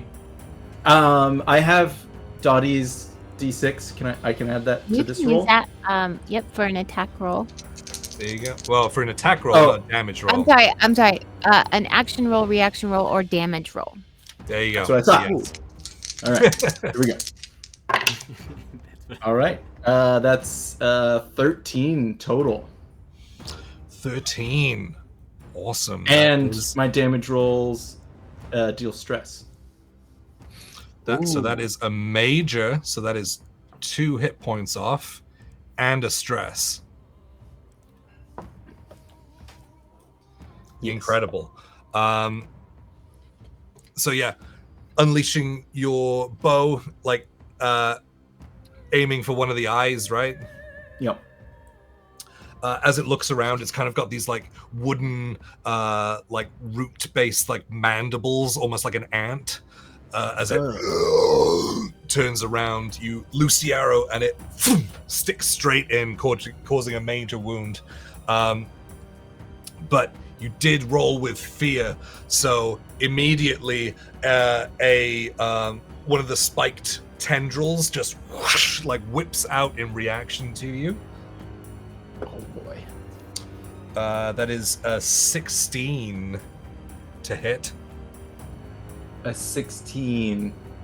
That. Oh wait. Okay, so I have nimble, so I can add half of my agility score to my evasion. That's 12. Okay, that hits. I won't. Yeah. Wait. Okay. Never mind. So that is 6 points of physical damage. So is that a minor, a major? Oh, 6. It has to meet or beat the range, right? Yep. That is a minor. So take 1 hit point. Got it. Okay. Okay, who's next? No initiative, guys. Let's go. I'll do it. Actually, go Me again. I'm just kidding. We raise our hands at the exact same moment. We do. Cool. Okay. You want rock, paper, scissors? You want to roll for it in chat? Okay. I'm just gonna do exclamation point roll d20. Yeah. Okay. Oh, biff. All right, you go. Oh. If you add them together, though, that's 20. Yeah, together we're 20. So I would like to use my Ribbet ancestry and use my long tongue to grab onto Dottie while she's like up in midair. It's someone close, which is about 10 to 30 feet. Yeah. So that'll. Ooh, wow. With the elevation, yeah, that's gonna make it. Okay, perfect. I would like to use Admiral, like to hold on to one of Admiral's, like just hold on to Admiral as an anchor and just lash my tongue out and try and grab Dottie out of, like, off of the lily pad she's on. Uppies. Yeah. Uppies. Yeah, can I use my big ups for this? Big uppies. Sure. Big ups. I don't think you need to roll for it though, right? You can just grab someone, or do you need to? You can grab onto things close to you. You can also mark a stress to unleash it as a finesse weapon, but I'm just using it to grab. So I just like. Yeah. Well, I'll say Dottie is probably like receptive to being pulled away from this thing, so we can say it just happens. Okay. I'll yell, Dottie. Heads Yes. up. Is it like a ball tongue, like slap and then pull, or is it like a rap? It's like I think it's like a bolt. Like at the end of it's like more bulbous and just like sticks. And so she has her hands out. Just Not what I was expecting at all. I thought maybe it would wrap around like a whip. Nope. Gross. But okay, thank you. I'm helping. Why I'm not. Oh. Yep. There we go. Dottie, you are pulled away. Well, thank you, my hero. That's not me, that's him. Also, I'm not a fan of mushrooms. Oh, no. Speak for yourself, sugar. Ashley, you wanted to go, right? Yeah. Change plan, but yeah. She's just gonna like dive bomb two. She pulls out 2 daggers. And she's Yes. just gonna like and keep flying, kind of like around. So There's 2 different types of energy with this attack. That's either Ride of the Valkyries or Flight of the Bumblebee. Flight of the Bumblebee for sure. Oh, so accurate. So I just have to roll a finesse roll to hit. True. Is there movement in? How do I track there's- how far I can move? Rules. Yes, You know what's cool about jamming playing? You just click on Yes. the rules. Click on the rules. Anything. What are the rules? I think it's really loose. Okay. Well, I would like to like dive and do it, and then also get clear of it. But I think I get 10 to 30 feet. Okay. And You can't move. You can't move 5. is an No, at least ally?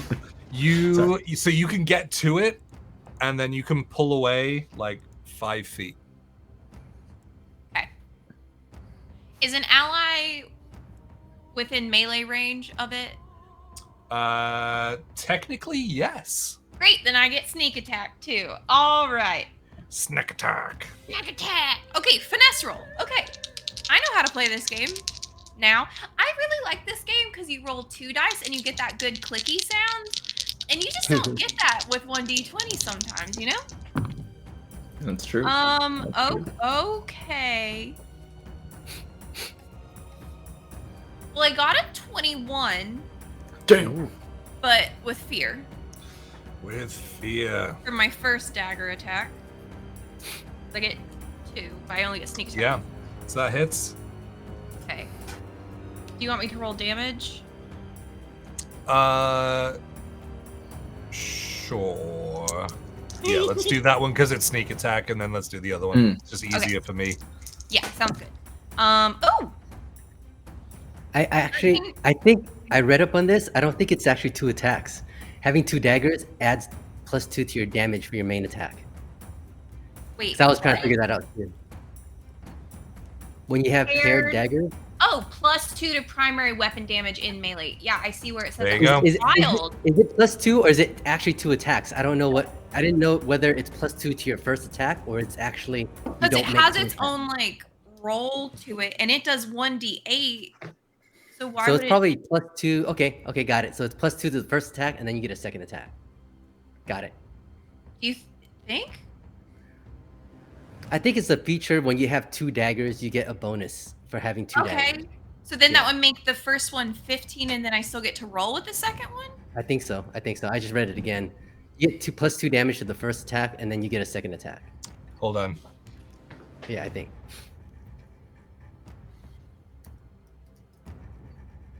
One of those sounds right. Yeah, it's the one where... Here we go. How does dual wielding weapons work? Do I roll for each weapon separately? Generally use one of your weapons at a time, but you can use either active weapon when you make an attack. There are some secondary weapons that are paired, means that you get to use both at once to deal extra damage. So the +2 is both the attacks are at once, so it's basically you coming in like this. So I still have to roll. Ha!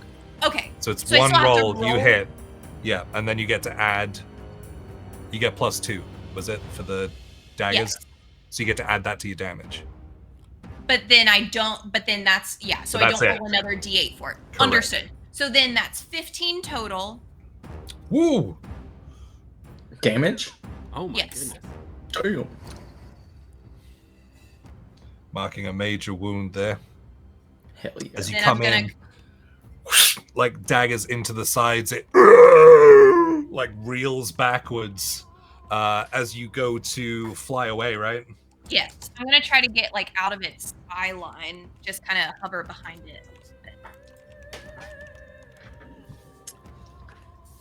So kind of like coming in and stabbing and coming off. You did roll with fear, so again, one of those tendrils whoosh, unleashes towards your direction. Ooh, that is only a 10 to hit, though. And I have an 11. Oh, Wow. fuckers. Yeah, so just kind of going wide because you managed to like go behind. It wasn't in full view, so you do manage to escape that one. Hero, you wanted to go, right? yeah, now Oh no, that actually, could I go first? yeah, Because So I turn to Hero and I go, my dear Hero, I'm really only good at talking things out, and I don't think this creature is amenable to what I'm gonna say, what I have to say. So, I've been told by many a lady that my cap is very soft, and I think it can help you with your next attack. And so I kneel in front of him so that he can balance his staff on my head. Oh, welcome in, Legends of Evantris. I kneel so that he can try to give him help actions. I kneel so that he can lay the staff on my velvety, soft Ladies Okay. love soft cats. To do what? To do Like, what? aim better. You get aim. It's like a sniper Like rifle. Oh, To aim okay. what? Oh. I was Oh. like, yeah, he could put it on your head no matter what. Like, it doesn't have to be soft. Okay. It's Okay, so important you- to him that he established it was soft. So you're trying to give advantage to Hero for his attack roll, right? Yes. Okay, yeah, sweet. I'll allow that if you're using a ranged spell Okay. or ranged attack in that way. He will be, yes.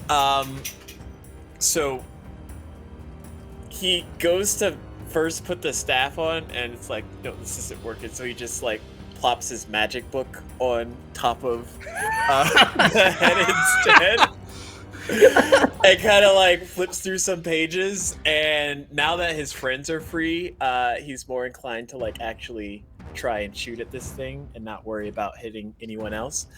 So he's going to use bolt beacon and hopefully hit it to make it vulnerable. Ooh, okay. Oh. And you said I have advantage, so I can add it. Yes, so you can add a d6 to your roll. Welcome in, everyone. I know you guys are playing D&D. We're playing Daggerheart. This is our first time. Our first time playing. That is a 13 with hope. A 13 will just do it, and you will take a hope for that as well. Oh, and I have to use a hope to use this ability. So Okay, we'll so it just, negates out. Yep. we'll just hope. And it's a D8 damage. I did not prepare. Here we go. 7. Seven and- just makes it a major. Woo! You And have it that. You have becomes that dice from me, too. temporarily. So can I use with that, how do you want to damage? do this? All right. So he's just gonna like carefully Oh set my. his book on the top of the mushroom velvety pelt. And Really helps. once he finds that bolt beacon, incantation, his eyes will kind of like sheen over with that iridescent glow, and a bolt of almost rainbow-esque, like Care Bear style energy will shoot out and hit Care the Bear creature. Yeah. And the creature will kind of like glow, and it'll magnify and shoot out everywhere, kind of. Awesome. So this beam erupts towards him of like this like almost like white light that keeps sort of breaking into pinks and blues, almost like it's sort of being like split. The colors are being split away from it as it arcs in and hits the root creature in the back. You watch as all of the gaps in between like the roots just glow white, and then shatters wood and rot across the mangrove area, but he is gone. I'm a free action hide behind. No showed such the thing. guy. And the lily pad sinks down once more. My mouth was open. That was mine. Yeah. With that, you hear something first. Turning in the direction of this popping sound, you see bubbles bursting No. as coming out of the water is this giant toad-like creature covered in these like weeping boils that are sort of beige colored and sort of sagging off of his skin all over him. These like bright yellow eyes as he comes up this deep like billowing throat as he comes up, and he is tearing on an arm.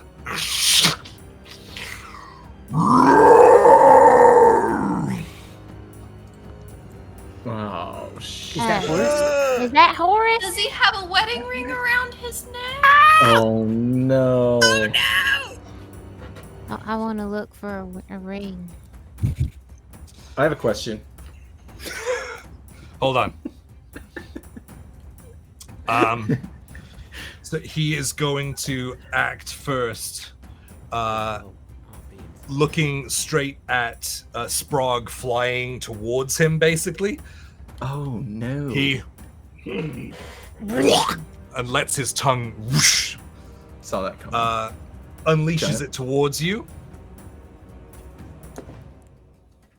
And that is a 16 to hit. No. You're just a big old fly. I can't do anything. He's got me. No. Oh no. So you take 8 points of damage. But And I don't you know are- how. Oh, no. And you are pulled straight to him. There's What? only 6 things on it. No, On so the- you have to on look the at your scale. thresholds. So look at your thresholds. So you'll have a minor, a major, and a severe. I see. Ah, dag, that's a major. So you take 2 hit points. Or you can spend an armor slot and reduce it by that number. Oh. So if you can reduce it, then you can take it down to a different threshold. Oh.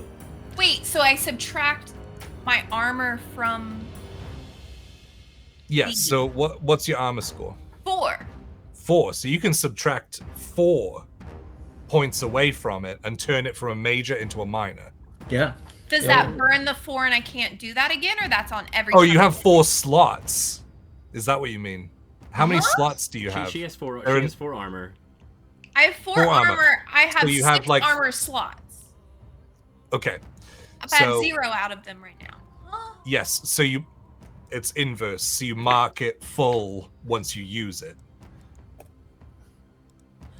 Okay, so if I use 4 of my armor, then I count 4? You don't need to use 4 of your armor. Your armor is 4. If you use So I one just mark slot, 1. you can reduce it by 4.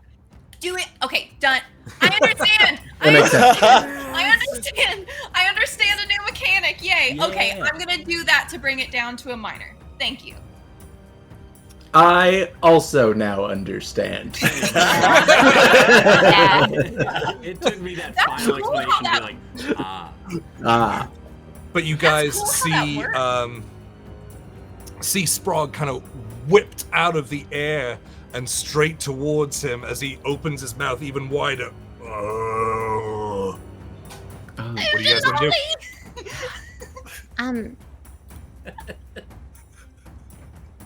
That's gonna be a thing now, isn't it? I have a spell. Can I use a spell right now? Yeah, if you want to act. Yeah, I'd like to. Close. According to the rules, 10 to 30. close enough to see its prominent details. Am I Oh. close right now? You're not close. Oh, in you're way up on distance, the. you are Such not as close. across the room or in a neighboring market stall? That's close. Is that across the room for me right there?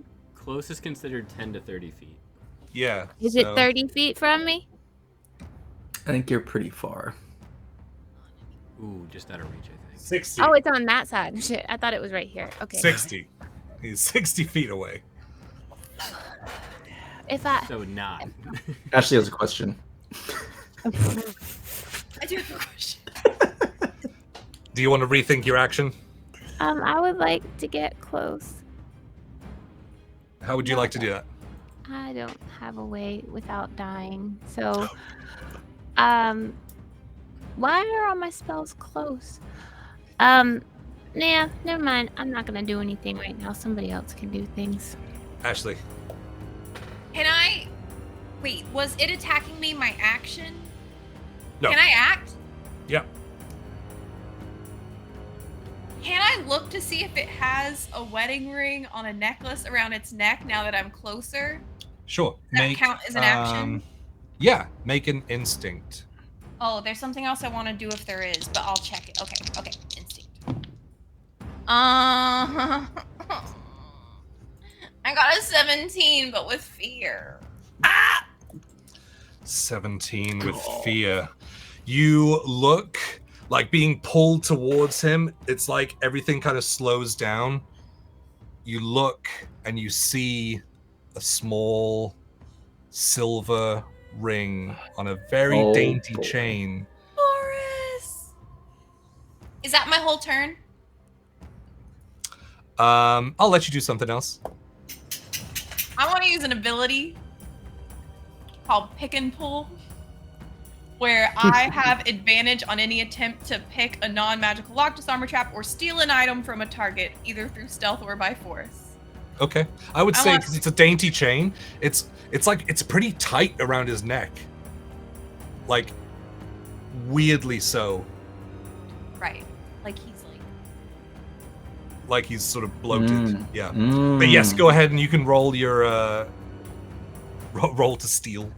What would that be? A precision? It's actually, I think, control. Oh, Jesus Christ. What? No, wait, no. It's finesse. It's finesse. Finesse. Finesse. Yeah. Yes. Okay, so finesse. Oh, yes, finesse. Have a d6 for advantage on that. Come on, give me hope. Yes, okay. Math. 22 with hope.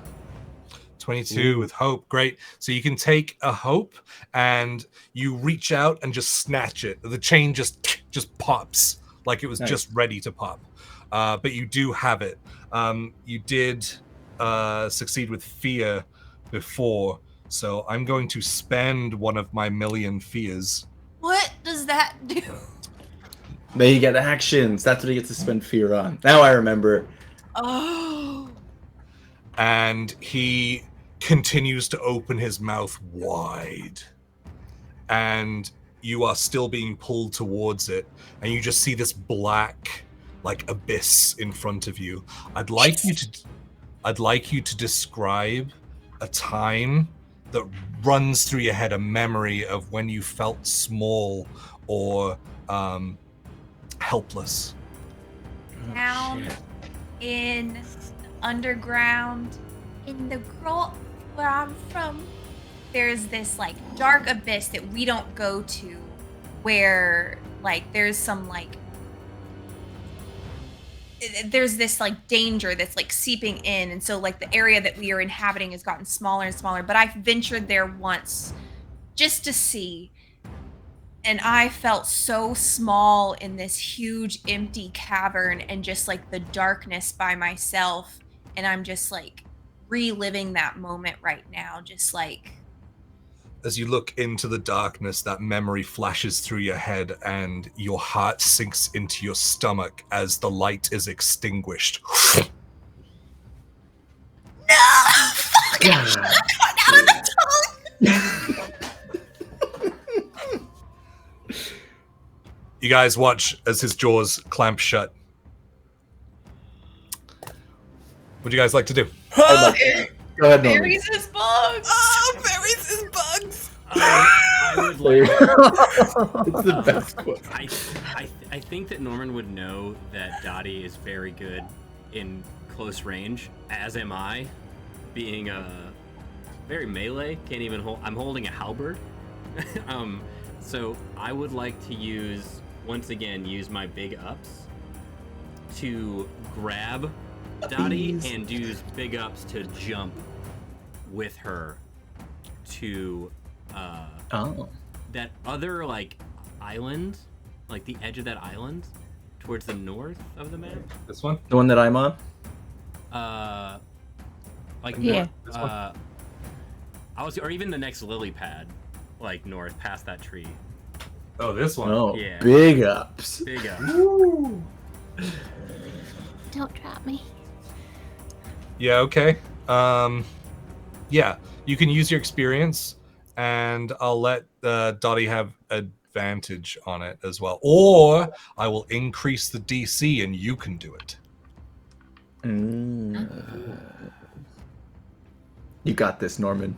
It's a 10 to reach it normally. I'll give you a 15 to make it. Okay, I'll do it. And I will use my Seaborn trait, Know the Tide. Because I rolled a fear earlier, I have a token. And when I roll... whenever I take an action, I can spend one or more of these tokens to add a +1 modifier to my roll. So I'm going to use that to add a +1 to my roll. And you have my rally. All right. And your rally. So you got your +2, a +1 from that ability, and if you want to, you can roll that rally die as well. Yes, I will do that. I will do all the things. Okay, so. Ooh, okay. Oh, okay, sweet. So I got a 10 and a 2 on the dice. So 12 with hope, +2, 14, +1, 15, +5, 20. Dang. You got it. Is with hope as well. So you gain a hope. Yeah, I got a 10 on hope and 2 on fear. But then I had that rally came in clutch. So. Yeah, we're like Howl's Moving Castle, like walking through the air. grabbing onto Dottie.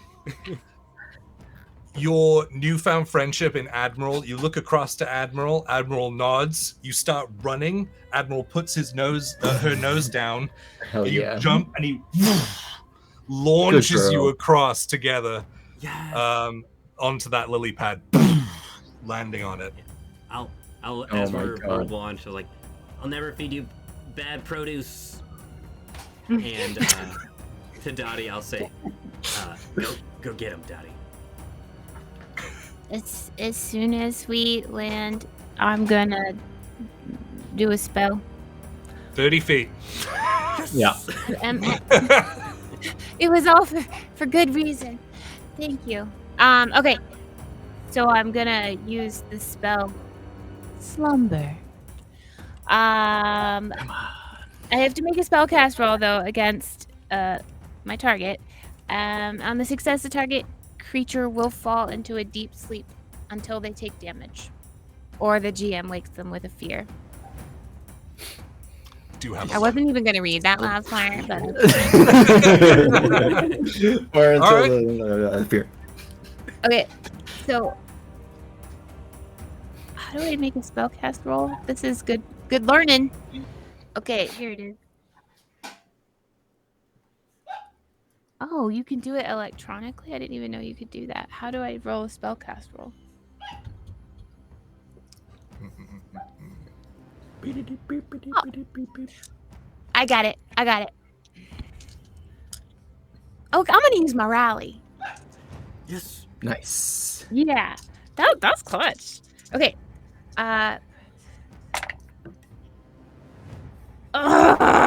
Okay. It is going to be a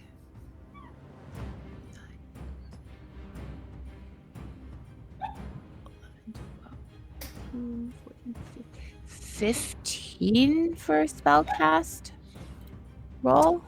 That'll do it. So he's asleep. Dang. Tell me he's a mouth breather.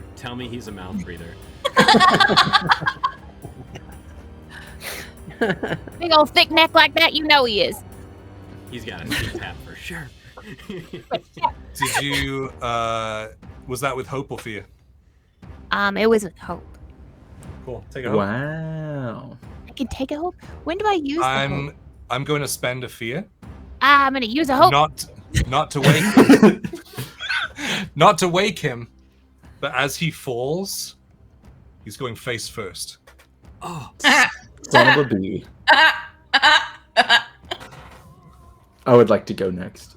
Well, that's not what I was... I was going for.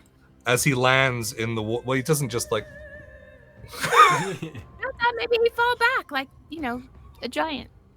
Yeah, well, I used one of my abilities, so... Yeah, okay, fine. Well, that sucks. I don't know. I don't like So it. as he falls face first into the water, Sprague, like in the darkness, you start feeling water coming in.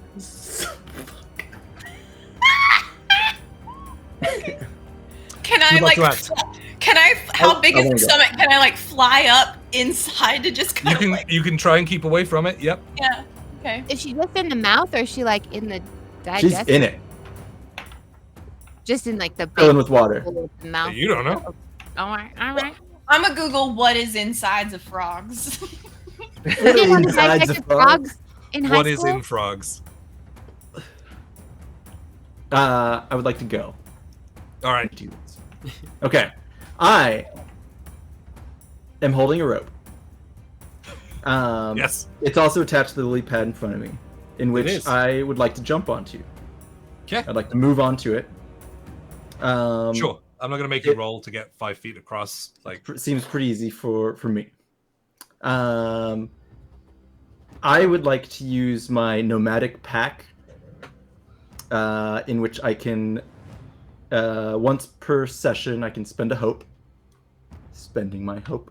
To pull out a common item that is useful for the situation. In this case, I'm going to pull out a hook. Big ol' hook. Is that okay? Is that okay, Yeah. GM? Okay, it says I have to check with you, so. yeah, sure.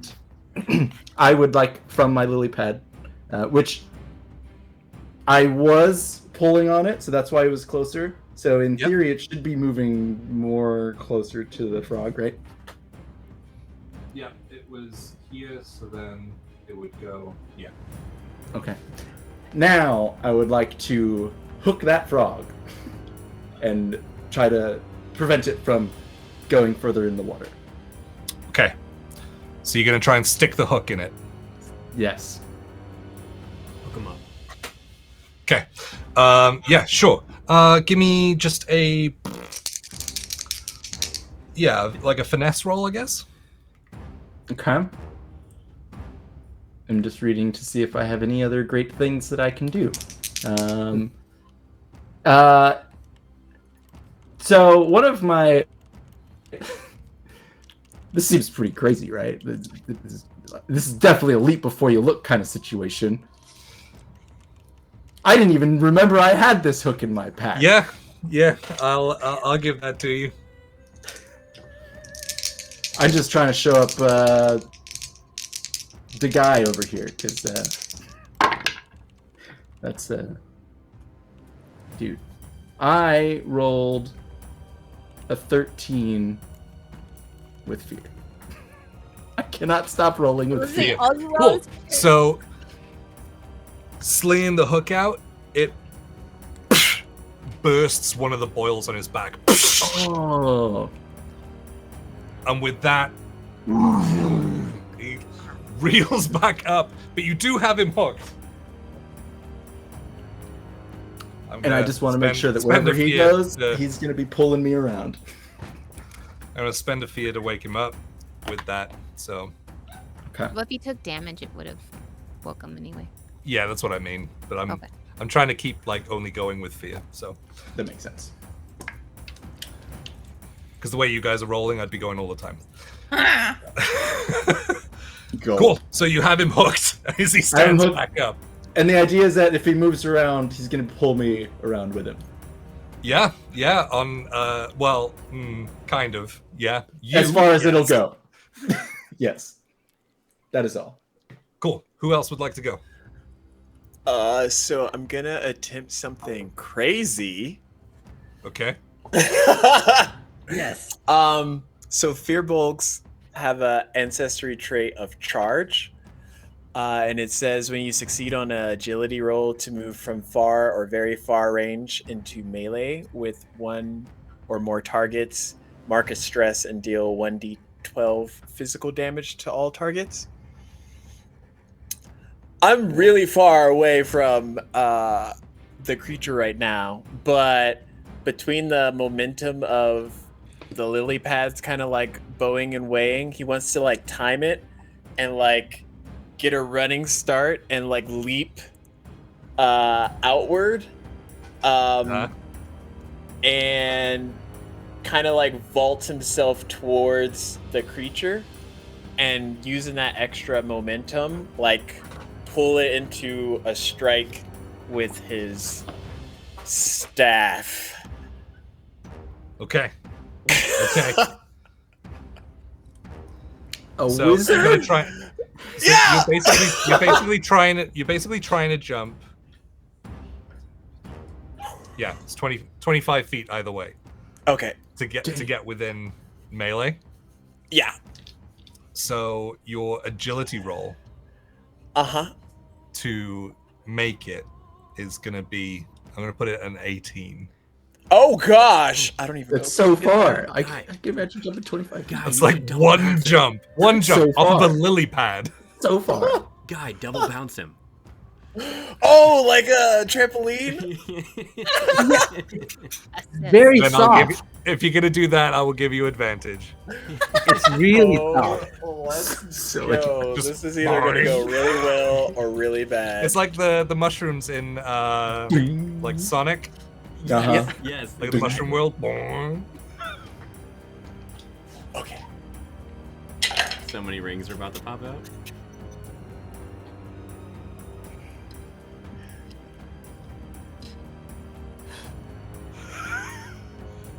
What if? Okay. I rolled an 18. It's with fear, but I rolled an 18. Oh, Okay. okay. Okay. So here's what happens.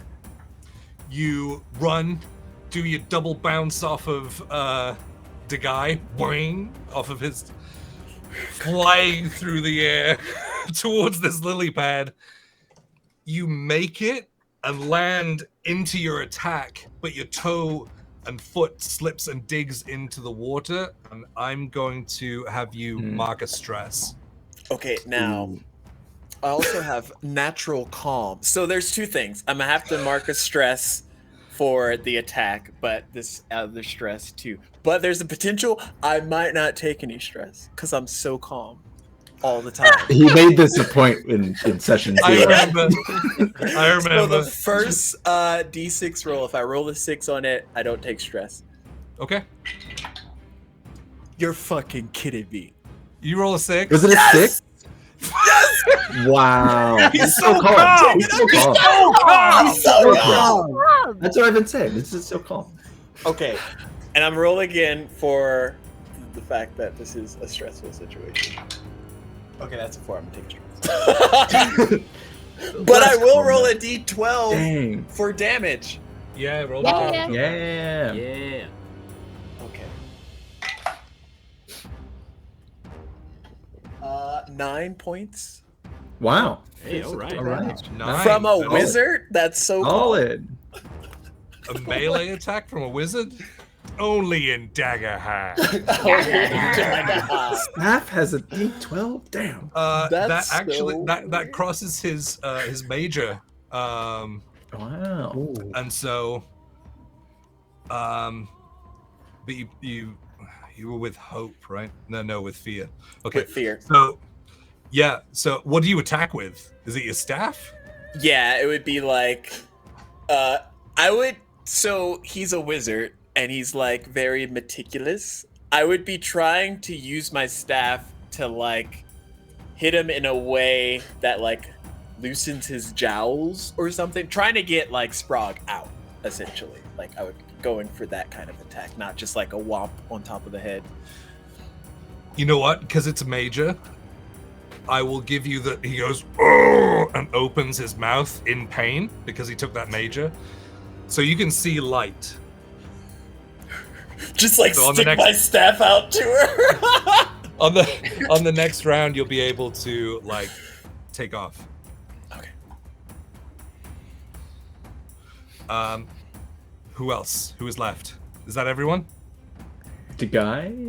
Guy. Like he Nice assisted. help action. I've been killing it. Okay, I've helped Hero hit with that big attack, and then Hero just bounced off my head. Yeah. Man, like on my knees, I'm unstoppable, dude. Jesus. Yeah. So, Too many clip requests. Wow. You can't even.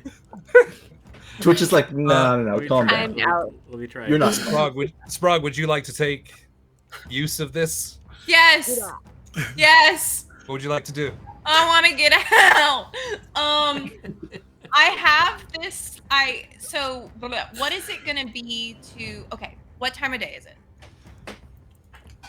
Starting off, if you attack him inside, I will give you advantage on the attack, and you'd instantly get sneak attack because he can't see it coming. Nice. It is like 2:00. That's sort of just after lunch time. It's I'm feel a trying little to- bit sleepy. Well, I'm trying to consider the use of an ability, but if I attack him, do I still get a movement? Is it movement that's gonna get me Yeah, out? no, or you is- can move. Yeah. Okay. Then fuck yeah, I'm gonna attack this guy from the inside. You said I get Yeah, advantage? his mouth's open, so you can just take your turn. Okay. Well, good news is that it's with hope, but bad news is that it's only a 7. Did you use your rally yet? I haven't used it yet. Yes, come on. Now it's a 11. 11 is not enough. No. Dang it. I wanted he I won. tried. 11's not enough, but just kind of like seeing the mouth open, you're really excited. You go for the attack, but you're more concentrating on heading towards the light. Yeah, I think the attack is more she like raises her hands in a yippee, and like it's more incidental than anything. But yeah, she'll use her movement to like Where would you like climb to go? out of there, and probably land on that rock that's over there nearby to just like have a breather and like just take all the like dust herself off or spit herself off or bile herself Slough off. yourself off. Who would like to go next? Seeing that my little Sprague is clear of them, I'm gonna use an arcane barrage and spend 3 hope Whoa. to shoot magical projectiles that automatically strike the enemy within close range. Am I still fucking close? Please tell me I'm It's close. like Yeah, some you're kind of pretty- magical missile. Yeah, kinda. And then I get to roll a d6 equal to the hope. What? Oh shit! Okay, I get. Okay, I'm 3d6. doing 3. Yeah, Dang. So a 3d6 d6 for every hope that you spend. and deal that much damage directly. Holy cow. Well, that's a 1. Okay. Wow. 5, 6, 10 damage. Damage. 10. Damn. Nice. That is a major. What does it look like when you hit him? So, do I just pick whatever I want it to look like? Magical Yeah. projectiles? This is Daggerheart. So I think in her mind, it's like, Love this. like sparkly, like star kind of things, like just sparklies, just like come Like out. Sailor Moon's Yeah. background. Yeah, Like- that is exactly what I was picturing. So like these like sparkle Jubilee. stars come out and strike him and do damage. Yeah, so like hit with this barrage of like 3 like arcane projectiles. He starts stumbling backwards and drops down onto one knee, starting to breathe fairly heavy. Great. Anyone else? I'll go. Is this a new round? Yeah. We Yeah. start it. I'll go after Eric. got it. I'm gonna use now that Sprague is out, but I'm gonna use the hook to now launch myself, and I'm just gonna launch right onto that boy and stab him with my short sword. Whoa. Okay. So So you as soon as I feel tension on that rope, I'm kind of just gonna like pull myself and launch myself onto him. Okay.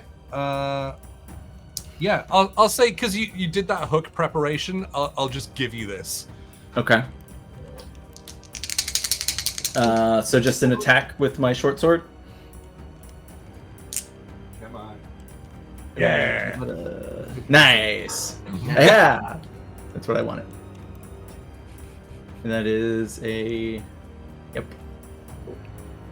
I'll give you advantage with this as well because it's like firing yourself as a projectile at it. On the attack roll. So I add a d6. Yep. Okay. Hey, it's the first time I didn't roll with fear. Wow. It's a 21 with hope. 21 with hope. Nice. Take your hope. Yeah. Go ahead and roll your damage die. Oh, damage.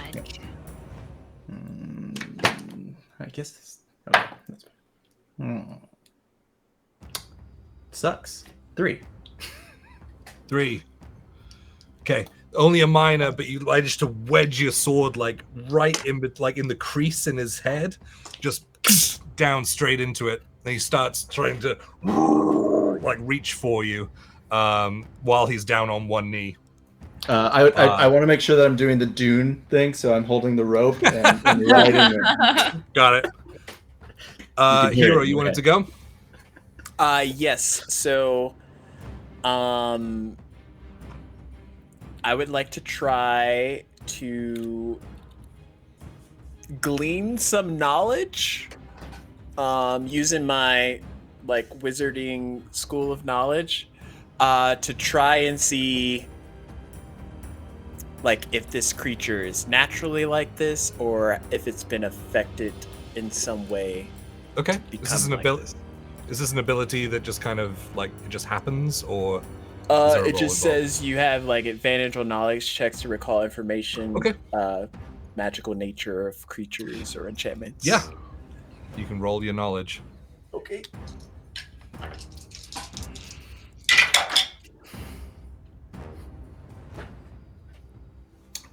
13 with fear. Oh 13 boy. with fear. But it says I gain a hope even if I roll with fear. So you get a fear, I get a hope. Wow. Yeah, so you can definitely tell this isn't naturally caused. Okay. You don't know what it is, but it's not natural. Can I try? I don't know if this works this way. We're just gonna see. Can I try and use Mending Touch to relieve stress from the creature? You can. Okay. Probably wouldn't do anything. Okay.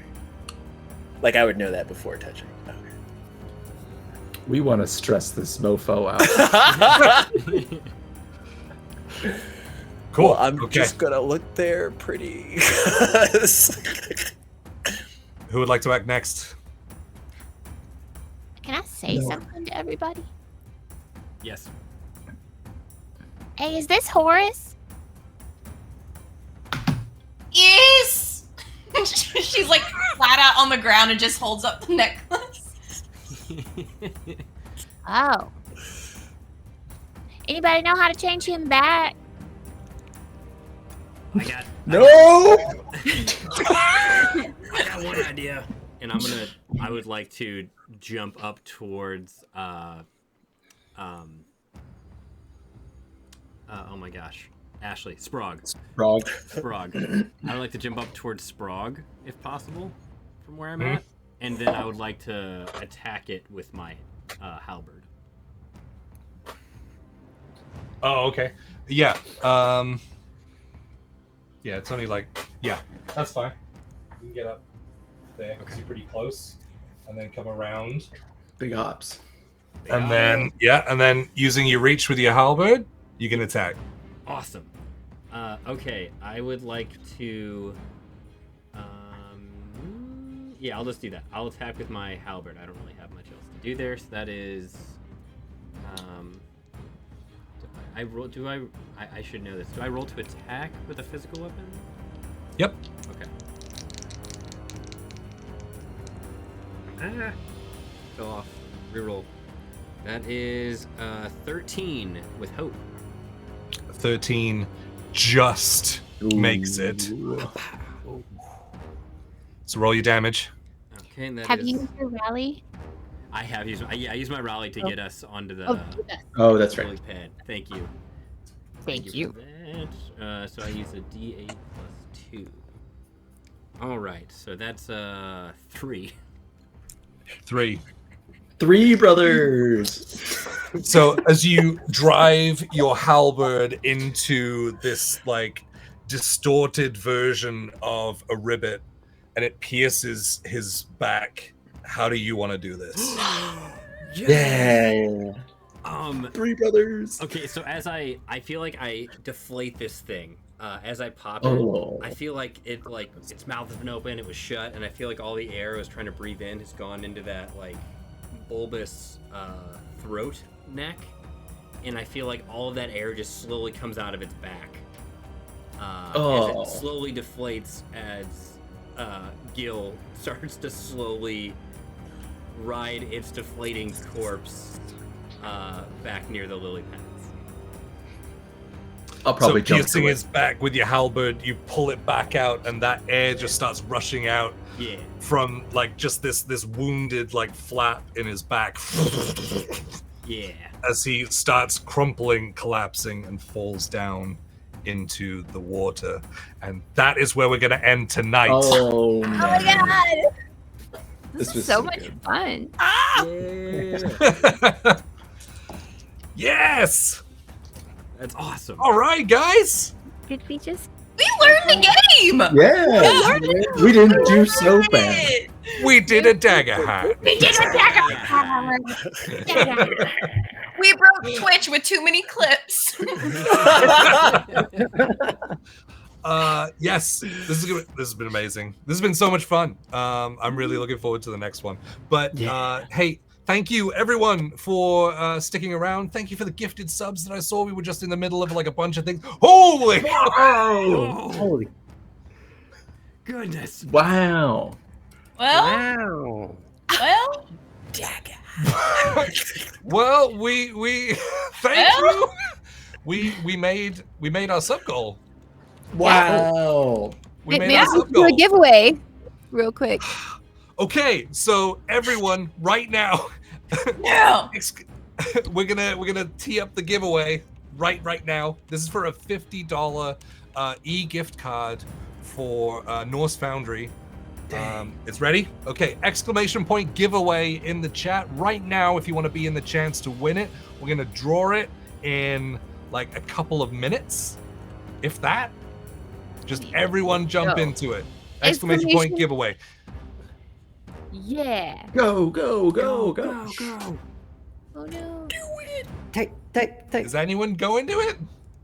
It takes a second. There we go. We're on a bit of a delay. We're on a bit of That's a right. I forgot. Yeah. We're like a minute ahead of people. There they are. Yes, jump in. But this has been super fun, guys. Yeah, for real. Yeah. Super fun. Yeah. Fun This is game. a really, it's a really mechanics are fun cool. game system. Like Yeah. For real. once you I get was- the hang of it, which yeah. did not take long. Mm-mm. No. I was worried about it being so loosey, like narrative based, but it worked. It flowed. Yeah. I like For I like sure. how you can just improvise the fear using the fear when we roll with it. It's cool. Yeah. Yeah. Yeah. Add some. Yeah. So like when I was trying to keep it to like when you guys rolled with fear, that was when I was acting. I see. Which is generally the rule, but like the GM, you can just go whenever you narratively feel like it. Which is But also- I wanted you guys to get more turns out to like try your stuff out and things. Yeah. Last couple of seconds for the giveaway! Exclamation point giveaway in the chat. Who should we raid tonight, by the way? While we're waiting. Oh yeah, thank you for the raid, Yeah. Avantris. That was amazing. Oh, and thank you so much for all the follows and things. There was just so much going on. I couldn't say thank you to everything. There's Perception. You could jump into Perception. Okay. Perception Studio. Yeah, or Adventurers Pack. Yeah, we can do Adventurers Pack. Yeah, they got 16 viewers. Let's go and bomb them. So guys, make sure that you stay for the raid just to spread the love across to another channel. Okay, I think that's gonna be it. Okay. Then let's roll it. Let's roll a winner. You got it. Here we go. Are we rolling with hope? Edwin Bailey 7. Edwin Bailey 7. Edwin. Are you there? Yeah, they were right Let there. us I know, you're- but look, people have entered and then just disappeared. That's true. That's true. You can say something in You the have to chat. say. All you gotta do is say Edwin anything. Bailey. I'm here. Yay! There you go. All right. We just dropped a link in our Discord. Go ahead and join over there, and then send me, Swole Initiative, a DM, and then we'll tee up an email address. Well, no, I can just DM it to you because it's just a code, and I have it already. So you just get it, and then you can spend $50 on dice. Right now. But yes. I mean, if you want. Thank you so much, guys. This was super fun. Thank you to all of my wonderful friends here as well, because we stayed late to try and get our little one-shot starter adventure done. So I appreciate you guys. But yeah, this has been amazing. Edwin Bailey, make sure you jump into the Discord and message me so I can get you that gift card. And yeah, this has been amazing, guys. Thank you so much. Oh, and big shout out to Captain Roscoe in the chat right now. He did all of our character artwork, and he turned it around so fast. So thank you so much. Yeah, that's it. I'm excited. All right, we're done. Let's go and raid someone. Thank you, guys. Bye, friends. Bye. Fables of Galia.